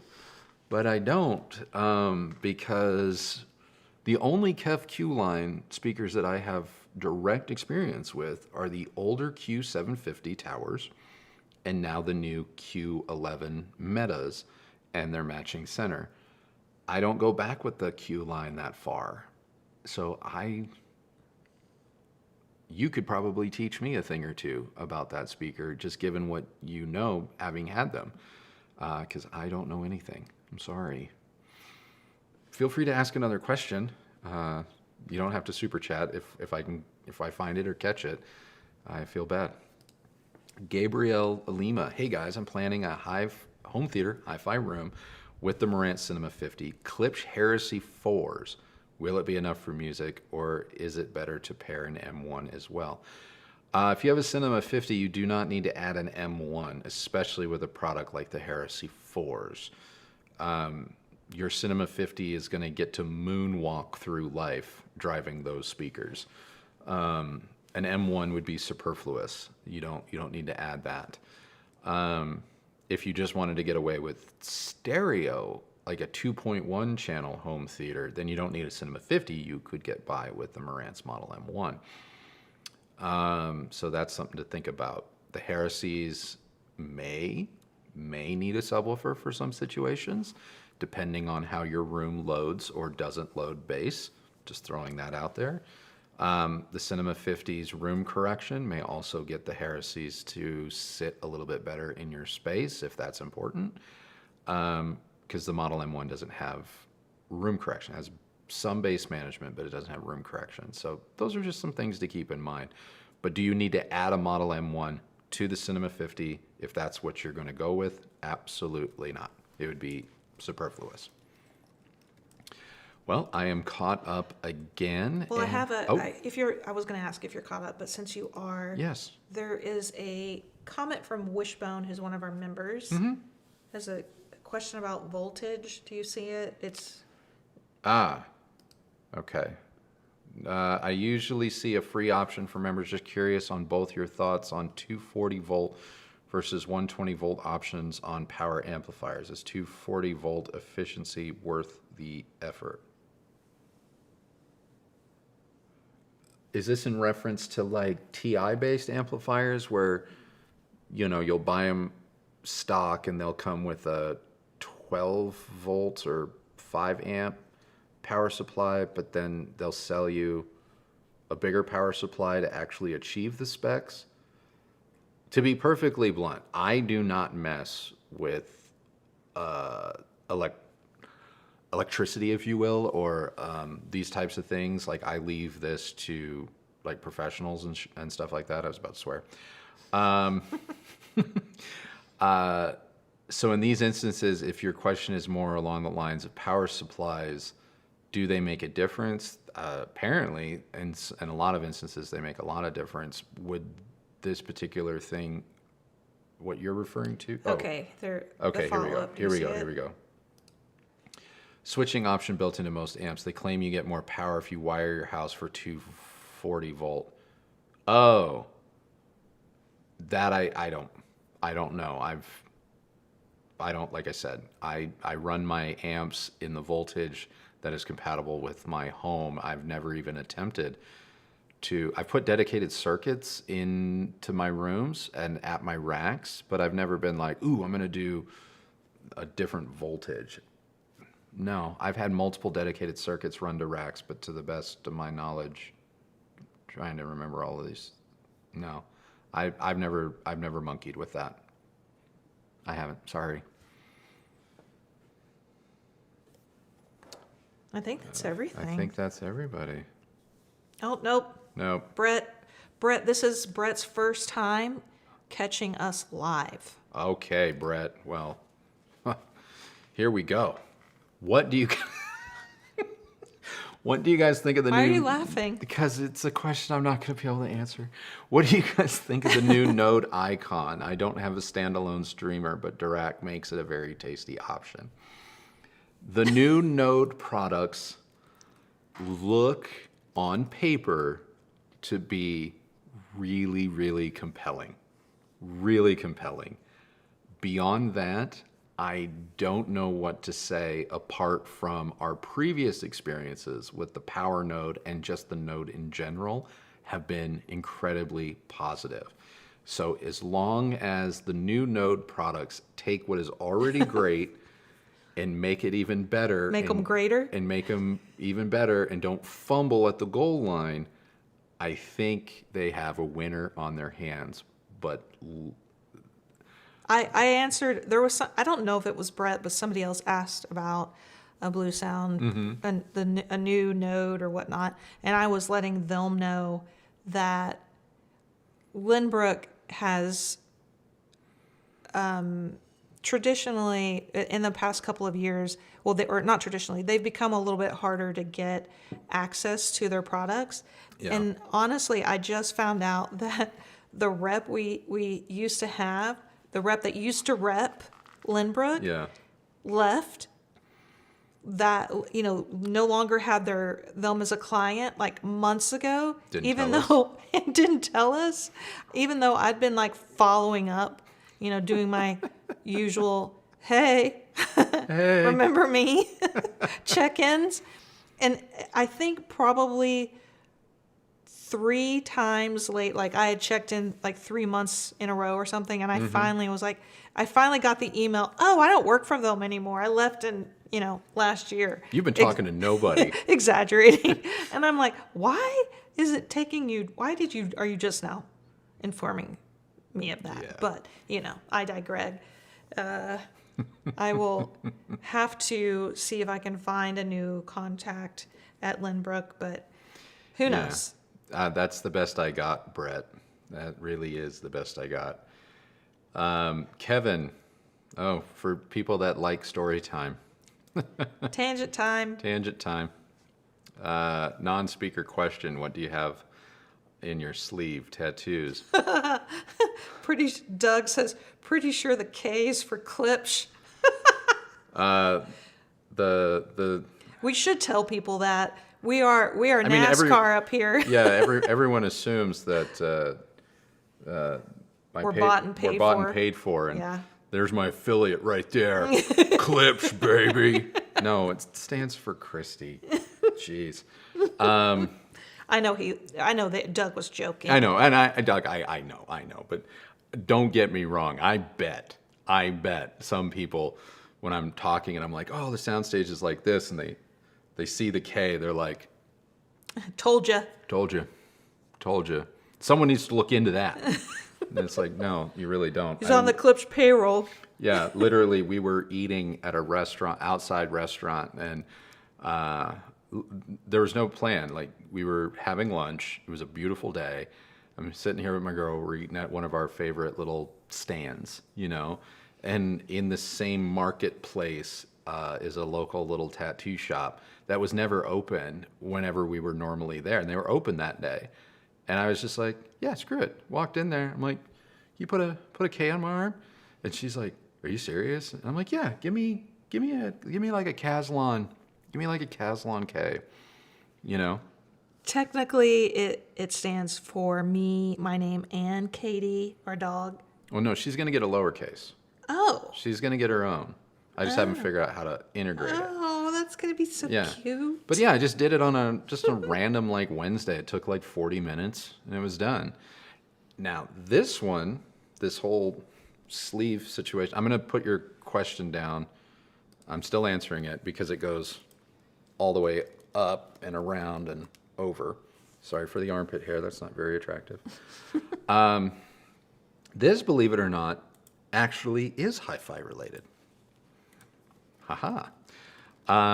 This tattoo started with Buzz Aldrin's, let's see, how do I show? Okay, there it is. This way.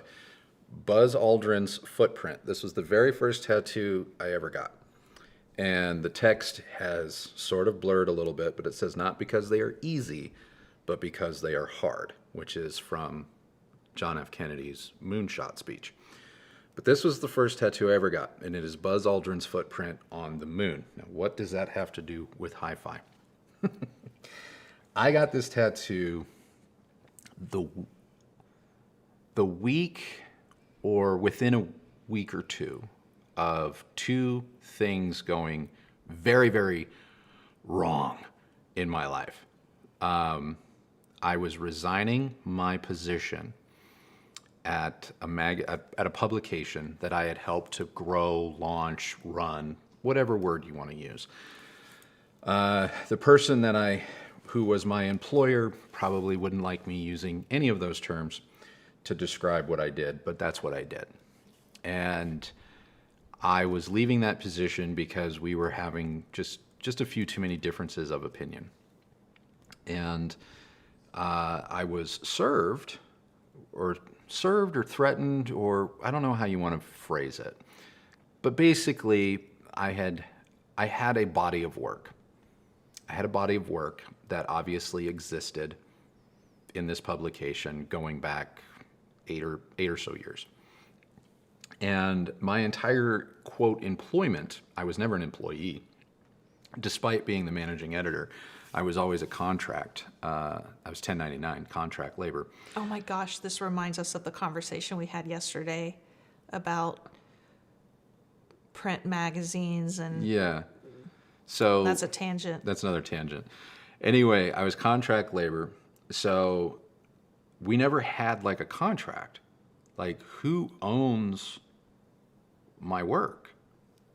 You know?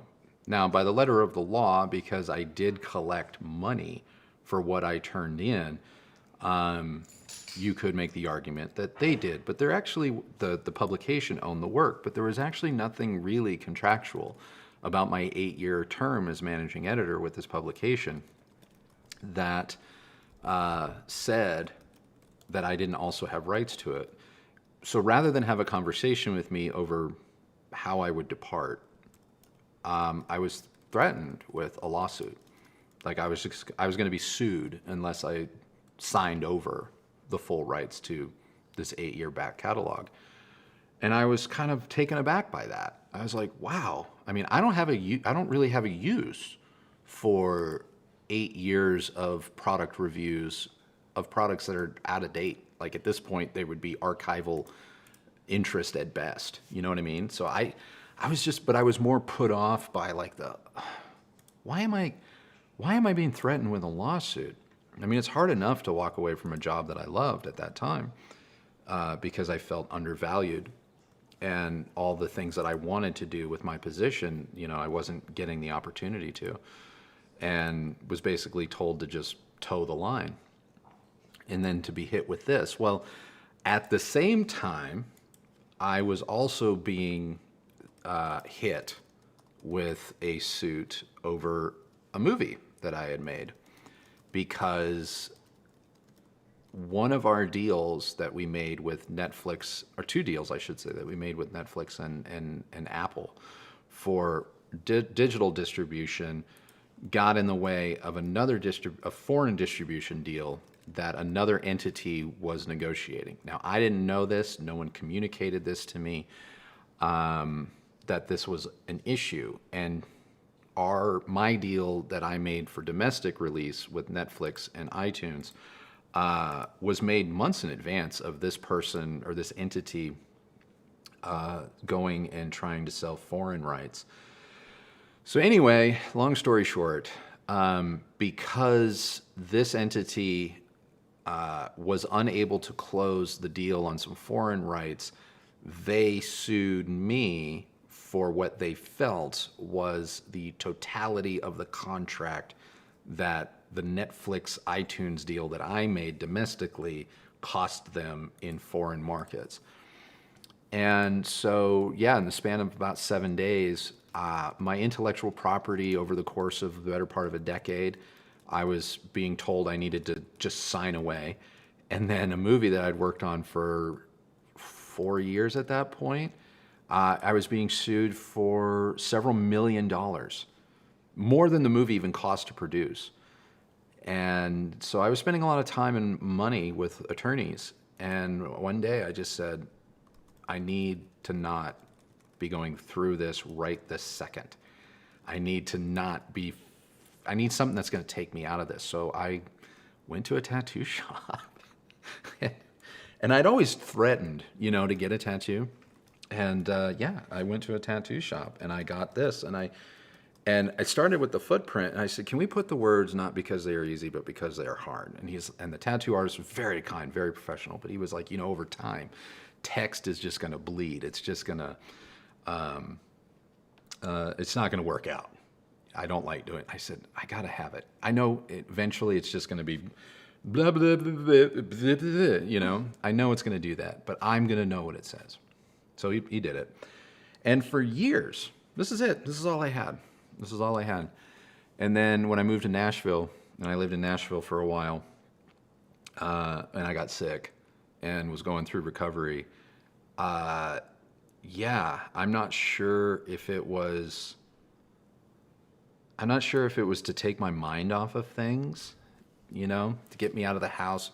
I couldn't really do much when I was sick, but I could sit. And I could be still.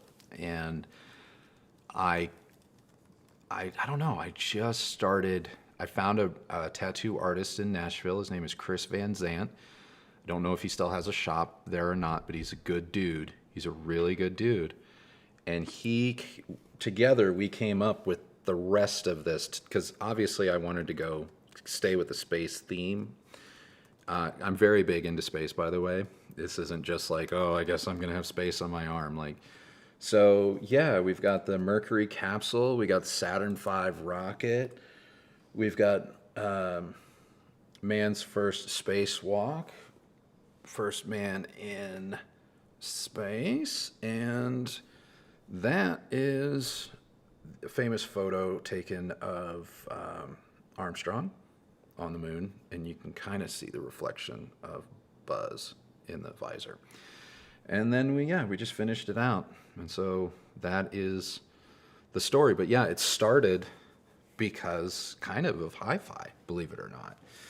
But yeah, that's what my arm means and signifies. And the more I did it, and the more pieces I added to it, the more I was just reminded that like at one point in history, we weren't able to do something. And then we did it. We just found the way. And pretty much since I've been on my own as my own boss, my own, whatever you want to call it, business or whatnot, I wake up and there's at least one thing a day that I'm like, I don't know how to do that. But sometimes I do. I catch myself. I actually don't see my tattoos really that much. Anyone that has tattoos will tell you, like, you don't even notice them anymore. But there are days, especially days that are hard, like some of the days we've had over the last couple of weeks, where I'll catch myself and I'll just look down and be like, you know what, you didn't know this yesterday. You didn't know how to do this yesterday, but you figured it out. I didn't know how to do YouTube 4 years ago. I still technically, maybe I don't know how to do YouTube, but I'm figuring it out, damn it. And if a bunch of people can literally be charged with, hey, you've got to get to the moon, like now, and then figure it out, my problems are small, So anyway, a couple more questions just came in, so I want to make sure that I don't leave anyone hanging. Anger Zen, thank you so much. Oh, no. Oh. No, I got it. You got Anger Zen, okay. I have the question. I'm going to take a drink. Okay. Long time, first time, fellow vintage B&O lover here. Okay. I found a pair of Beovox S80.2 speakers in an antique store. Bought them, refurbished them, and loved them. Just spreading the love. Okay. Those Beovox speakers were legit. I remember there was a pair when I was in college. There was a Bang & Olufsen dealer in Pasadena on Green Street. I think it was. It was either Colorado or Green Street. I can't remember. And I used to, oh no, it was in downtown. It was on Main Street. It moved to Green Street. I used to wander in there once a week, just loiter. And those Beovox speakers were like the last of the passive speakers that they still had on display. And I almost bought them because they were kind of the only thing that maybe I could have scratched together and afford. I ended up with Form 1 headphones instead. Great value at the time. But yeah, no, those were legit speakers. Those were good. Let's see. Would the Magnet Cinema Ultra R700s or Concept 50s be a considerable upgrade over the Heco Aurora 700 Plus Center for home theater? Okay.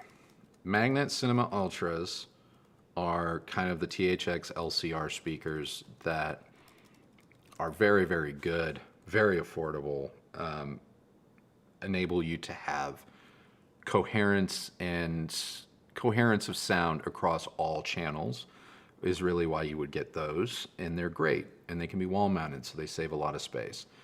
Are they going to be an upgrade to the Heco Aurora? Well, they're not going to have as much bass.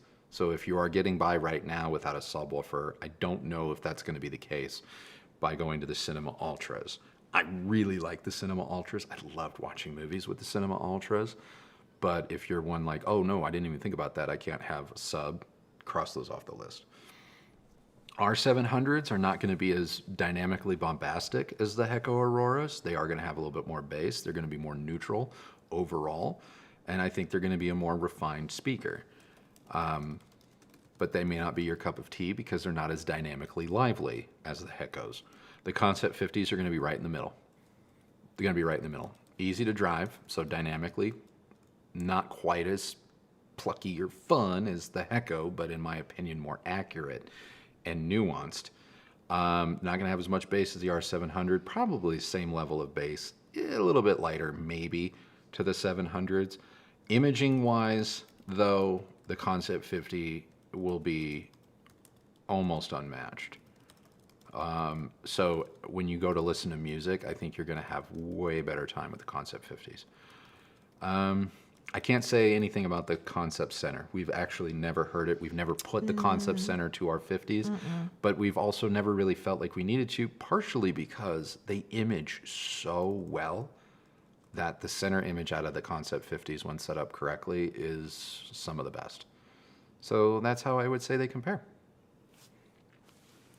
Oh, John, again, I got Pioneer. I got a Pioneer LX305 based on your rec. Thank you. Came with Dirac. Is this the full version of Dirac, or is there a 4Pay?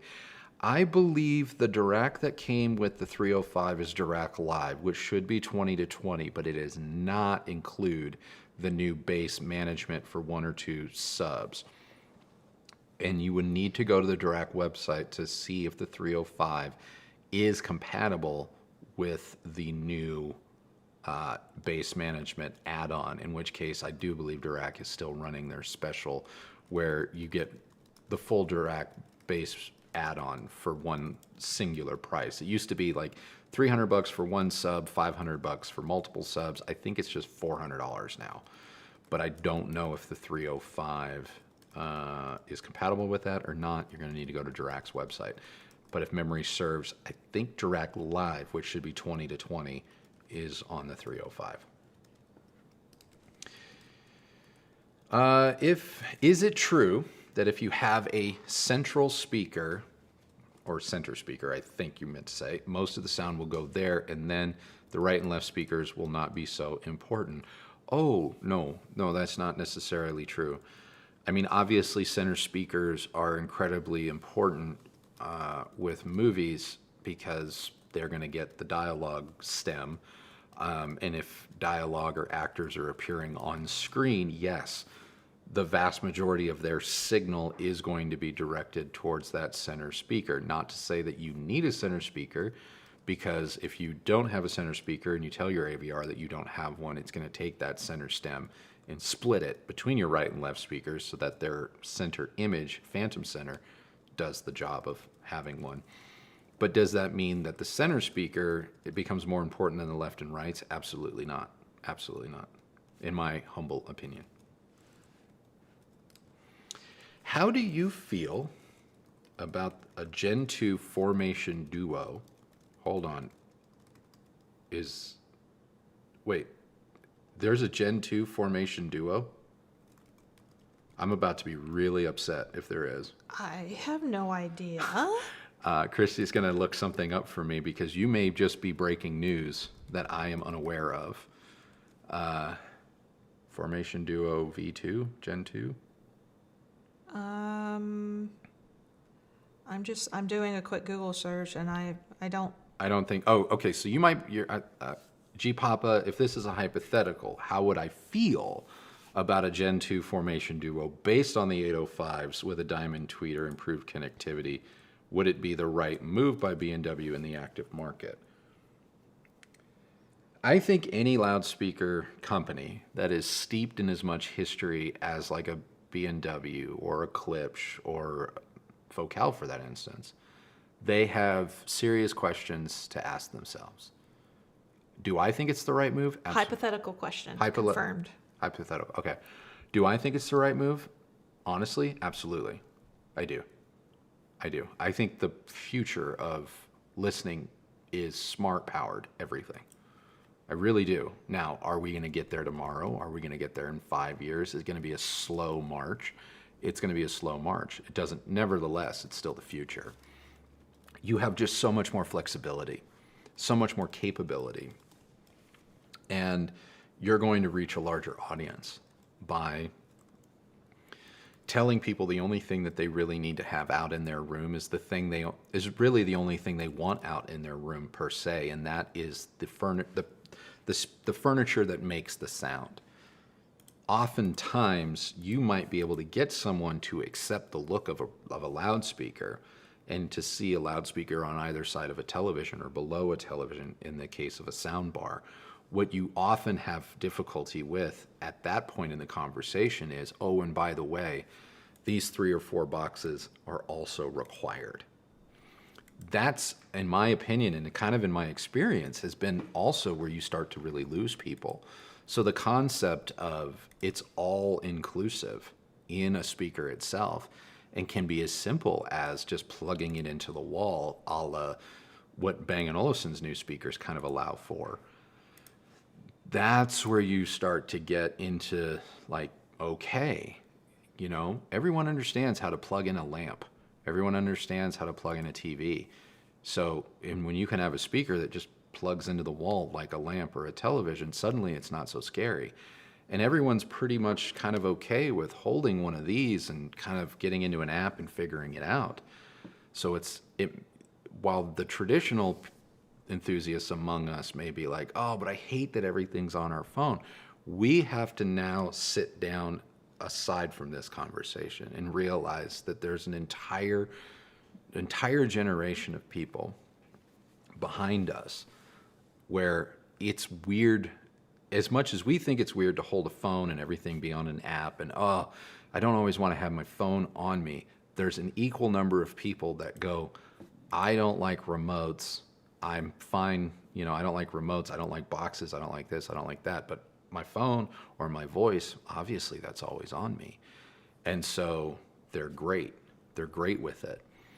And more often than not, if a company wants to have another 50 or 75 years in business, if they don't have those potential customers in mind for 5, 10, 15, 20, 25 years from now, and they're not starting to lay that groundwork, they won't be there.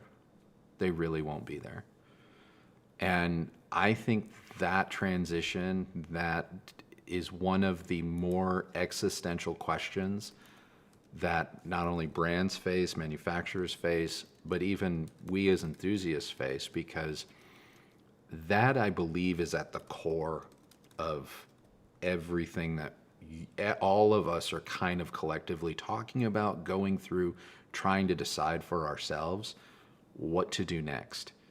And this type of a conversation I had as recently with a brand this week, not because I wanted to, but because I'm trying to get a product in for review, and one of their mandates was they had to tell me about it, like I wasn't going to be able to figure it out. And I will say, and I'll say this in my review because I said it to them over the phone. I don't want to spoil anything, so I'm not going to name names yet. But I will say, like, their heart and their mind's in the right spot, I think. But I had an acquaintance, a friend, who used the phrase, you can't be half pregnant. And so I feel like there's a lot of brands that are trying to make that step while not tick off the true believers, the current market, the current enthusiasts, and they end up with something that doesn't ultimately make a lot of sense because they didn't just commit or back off and say, we're not there yet. And this may be something that this brand that I spoke to this week, they may be facing. So for every Bang & Olufsen out there where it's like, yeah, you know, I can take a pair of Beal Lab 8s, plug them into the wall, pair them in the app, EQ them from inside the app, and then tell them to use AirPlay to connect to my speakers. And I really do just have 2 power cords. And that's it. For every one of those, there's a number of products where it's like, no, you need to go get yourself a DAC. You need to go get yourself a preamp. You need to go get yourself an amp. You need to have, 17 miles of cable between all of it. I'm exaggerating, but there's still that. And I think we are in a time where it's going to become very hard to be in one camp or the other. And ultimately, I think the smart DSP powered technology-driven solution it's going to win out. It just is. So Well, I am all caught up.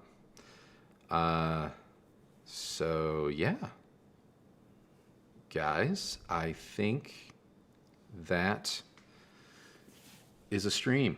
I think so. I think so. Is there something else that I need to be aware of that was happening in the broader community I don't before we get out of here? think so. Okay. Craig wanted to know if we thought cables mattered, and I said not touching that question because that's just going to lead to another React video. Buy what you want. Buy what you want. My answer to cables mattering or not mattering has been the same for about 20 years now. And that is, they absolutely, like with anything in life, they absolutely matter because you can't hook up a system without them. But are they the thing that's going to make a system suddenly sound markedly different? In my experience, no. But do I still believe in investing in better cables? I do, because more often than not, and I'm not saying go broke. You don't need, in my opinion, I don't think you need $100,000 cables, even though those things exist. But what I'm saying is that there's the cables that may be included in the box, and there may be like, you can get $1 interconnects, $2 interconnects. But spending maybe $20 on interconnects means that you could have interconnects for life. Spending $30 on interconnects could mean they could last forever, whereas maybe the $1 or $2 cable might start to degrade, break, fray, kink, stuff like that after a year or two. I go through this all the time with our professional cables, like our mic cables and stuff like that, the stuff that I connect to cameras. There will be people that say, oh, balance cable, microphone cord, or whatever. You can get, 9 feet of that for $3.99. You're not wrong. I've bought those cables. And those cables are the ones that routinely have given me problems after, say, 8 months, a year of strict use. They start to fray, fall apart. So now I have purchased $30 mic cables, and they are going strong, 2 years later. So when I say, is it worth investing in cables? At some level, yes, just for the build quality and the ruggedness, if you need that. But would I invest like I have in the past, like $5,000 for an HDMI cable? No, I would not do that again. I wouldn't. I don't see the need, and I didn't see the benefit at all. But that's just me. So. Well, Chris Veltman is challenging us to go do another 4-hour stream, but we're not doing it. We're not going to do that because we said we wouldn't. We said we've already crossed the 2-hour mark. We've already crossed the 2-hour mark, but I injured my back yesterday. I injured my back yesterday moving equipment and sitting on this stool for another 5 minutes. I don't know if I physically can do it. So I need to stretch, I need to walk around, and I need to roll my back out. So yeah, I think we're going to, if you can't tell a difference, that just means your system is not revolving enough. Someone asked, what about $10,000 holders to keep your cables off the floor? And I just said, surely you can think of something better to spend $2,000 on. Or $10,000 on. You can tie a couple of chopsticks together. That'll take your cables off the floor. But I was told if you can't tell a difference, that just means your system is not resolving enough. Oh, it's sarcasm. Thank you for the sarcasm. Thank you for the sarcasm. Oh my gosh. Oh man. We got it. We got it now. We got it. All right. So yeah, I think that's gonna do it. Oh, Adam Tyndall says, I'm a physical therapist. Andrew, you need to do 90-90 stretches. Okay. I'm going to Google that so I know what that is. No, and it was not the Macintosh amp. It was not the Macintosh amp. Believe it or not, it was the Canvas soundbar. I was picking the Canvas soundbar up to put it on a higher table because I needed an angle of the I/O board. And I had the wrong angle to get it on the table, so rather than set it down, re-pick it up at the right angle, I was like, I'll just cantilever this 80-pound soundbar out like this, and just spin it around using just lats, just the lats all day. Lift with your back. Everyone knows that. When you are 100% just beast mode, just like that. And as soon as I got to here, so I got 80 pounds up like this, I'm doing well. I'm feeling fine. But as soon as I went to do the whole, because my plan was up like this, around, and then I was gonna, yeah. Only us Manly man. Yeah, only us men do that. And I got it to here, and then I went to do this, and as soon as I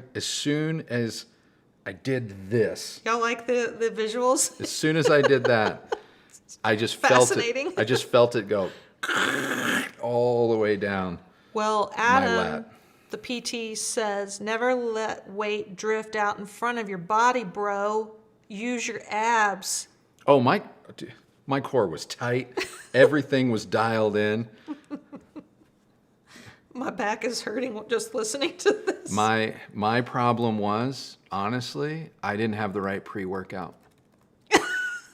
That's really what it was. Oh my God, I love that guy's channel. I didn't have the right pre-workout. But yeah. I had no idea So that's this move right here. pre-workout was such a Just thing. tore me straight down my spine.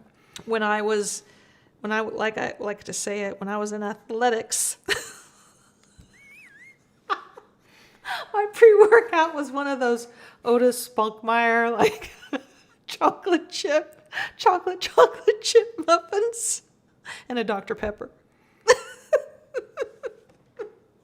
Otis Spunkmeyer. Yeah, do you remember those? Yes, I remember Otis Spunkmeyer. We sold them at the movie theater. Love those things. Oh my God. That was my lunch. They stayed spongy soft even after Oh, they were so good. even after a year. So good. Yeah, because they were radioactive. Oh, come on. They were great. Oh, so yeah. Anyway, it was not the Macintosh amp. Andrew hates when I call what I did in high school and whatever athletics. Did you guys not like? It was called gym class. It's not gym class. That's PE. That was for like the people that But she's all like, back when I did athletics. didn't aspire to be on a team Freaking sport. nerd.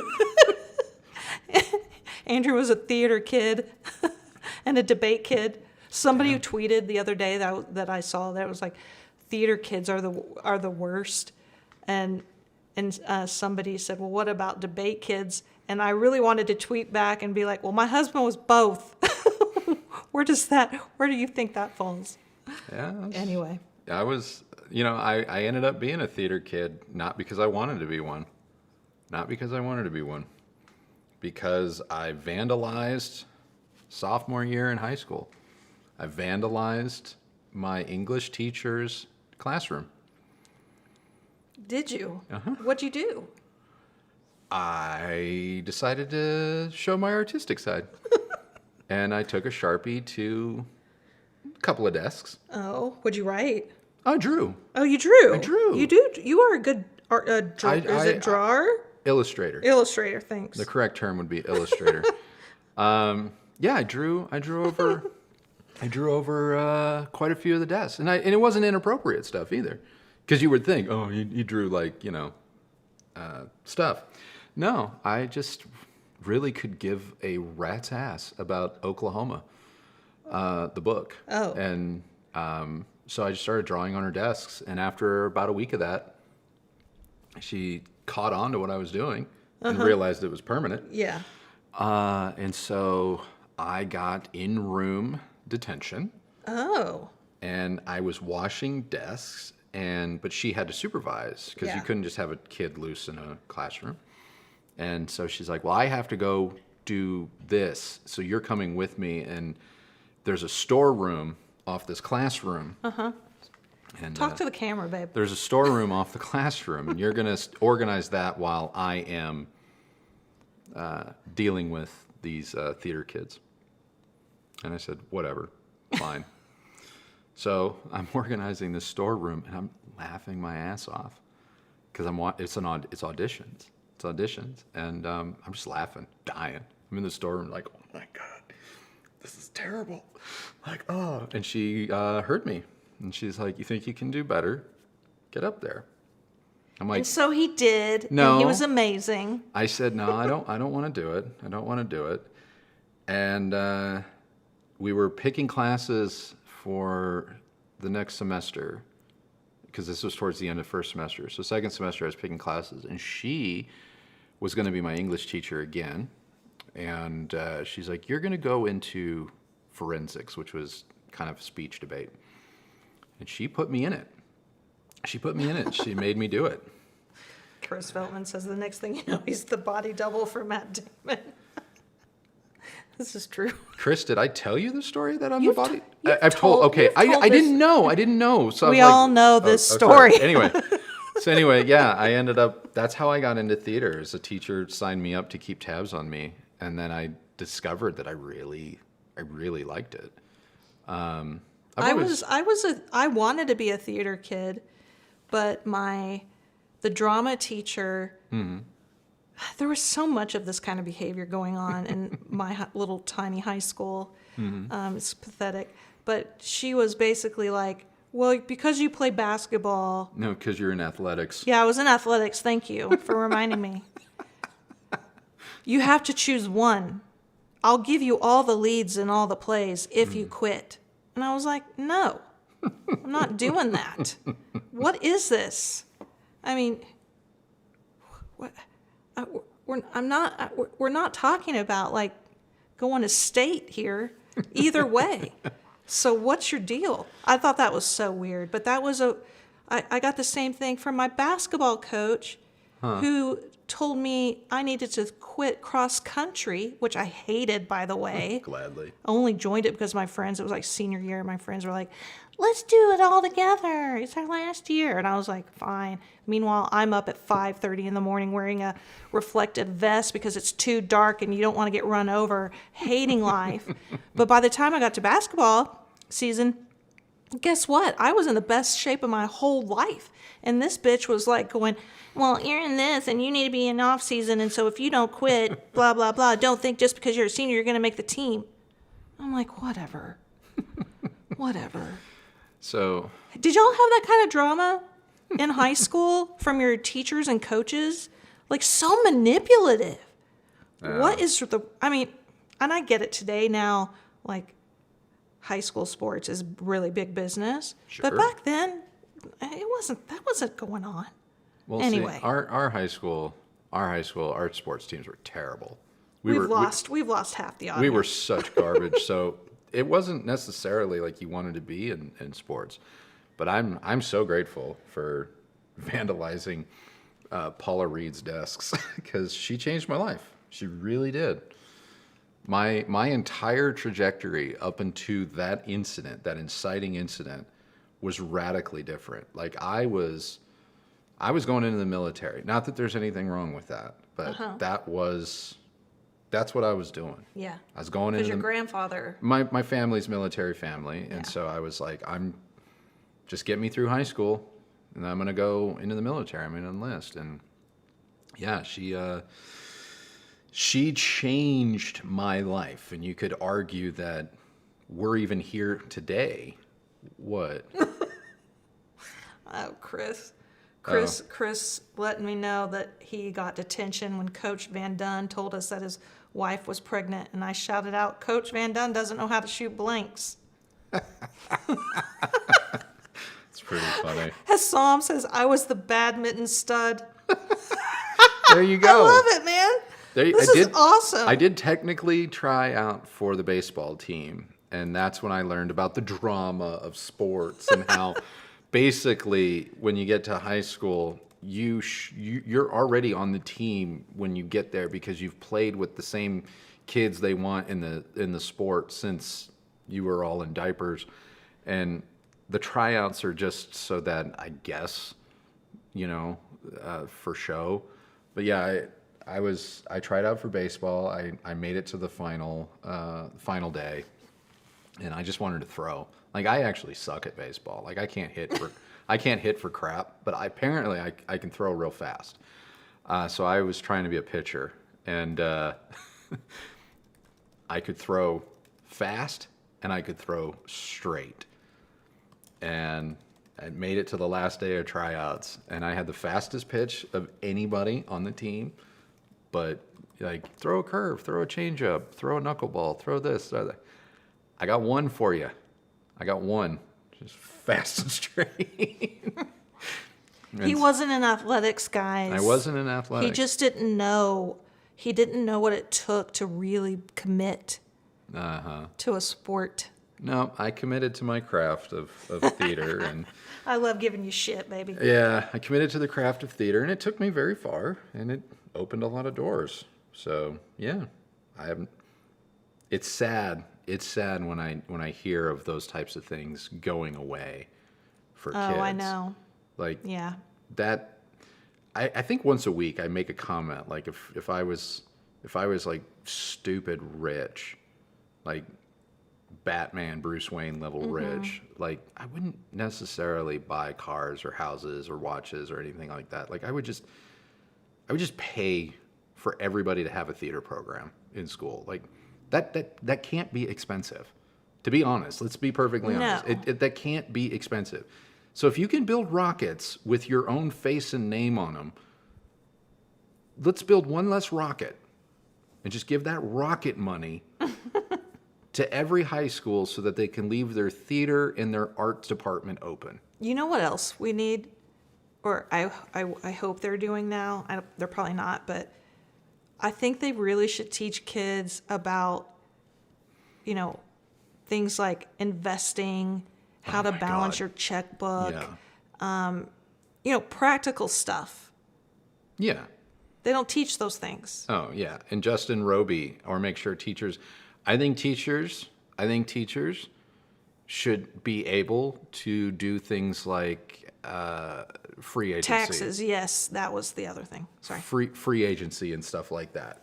What do you mean? Like teachers. I think teachers should be like public service people, police officers, firemen, teachers, people that keep the lights on, paramedics that keep like the water rolling, like your trash guy. Trash guys. I think they should all be up here. I really do. I really do. And I judge that based on I don't know how to do those things. I can't do those for everybody the way that they can. And these systems are vital. These systems, and living in Texas for even a few years, I realized, like, holy crap, these are such vital things. Because anytime the wind blows in Texas, or the temperature drops below 89 degrees, or it rains, the whole state shuts down. So Texas Pride, I get it, whatever, but oh my God, they are prepared for precisely nothing. So like I said, if it gets below 60, everything shuts off. Literally shuts off. They go into panic mode. If it gets too hot, everything shuts off. And it's a state where things get too hot. Well, and you can't, don't even think about trusting the grid. Right. The grid's a mess. I've never lived anywhere in my 44 years where they literally have come on the television or the radio and said, "Hey, Andrew, you're gonna need to start boiling the water if you want to drink it." And it's like, what? Are you kidding me? Like I've lived in the sticks. I've lived in Angeles Forest in a trailer with no running plumbing. I still didn't need to boil the damn water. So anyway, I digress. But I would say, like, I put all of those people like up here, and I wish that they were paid accordingly. And I think it's an absolute crime that teachers are spending the money they don't have on supplies for students that, need an education. I do. I think it's ridiculous. It's ridiculous. Like, we don't need a lot of the things that we are spending an exorbitant amount of money on, taxpayer dollars or not. That I just think, I think the starting salary of a teacher that can verify qualifications or training, which isn't that hard to do,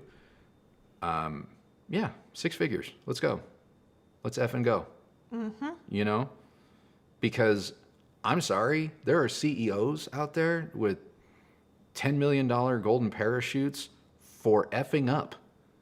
Like, oh, yeah, we brought in this CEO from this fast food company. They only lasted 18 months.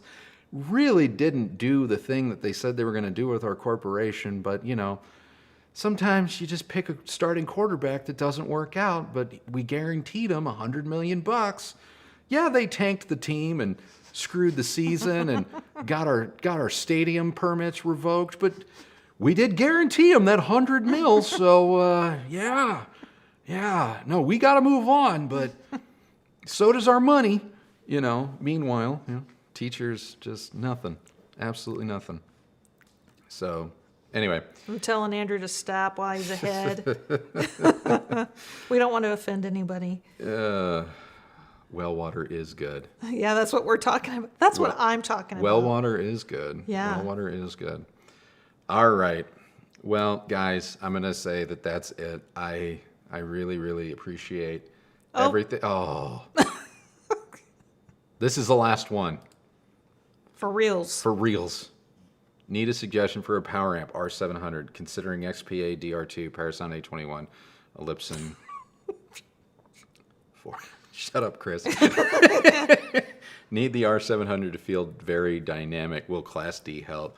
Well, first of all, the R700s do require a fair amount of power to come alive. I don't know if I would ever classify the R700s as being very dynamic. They are very good. They can be dynamic, but very dynamic. You're never going to get an R700 to have the responses or the crack of, say, a Klipsch, for an example. If you are going to power them, the XPA DR2 is phenomenal. It really does get the most out of that speaker. And that is, of the three you have listed, that is the one I feel comfortable saying, go. You know, you're good. So, all right. Vadim, I swear to God, spam the super chats just like we practiced. Oh, you guys are great. Love you so much. So be sure to tune in on Sunday, please. We have a fun one for you, and it is audio related, so you don't have to ignore it because it's a television. Man, you do such a good job on the TV reviews. I don't think you get enough respect. Yeah, it's fine. For that. It's all good. All right, guys. Thank you so much for this 3-hour live stream. Has it been that? It has been 3 hours, so I appreciate it so much. We will see you guys on Sunday. Take care until then, and thank you so much for the donations at the start of this. I really appreciate it. Thank you. We're going to leave that up for another day or two. So, Wirehead, I see you, but I have to go. I do. So, see you guys Sunday. Appreciate it. Be well. Bye.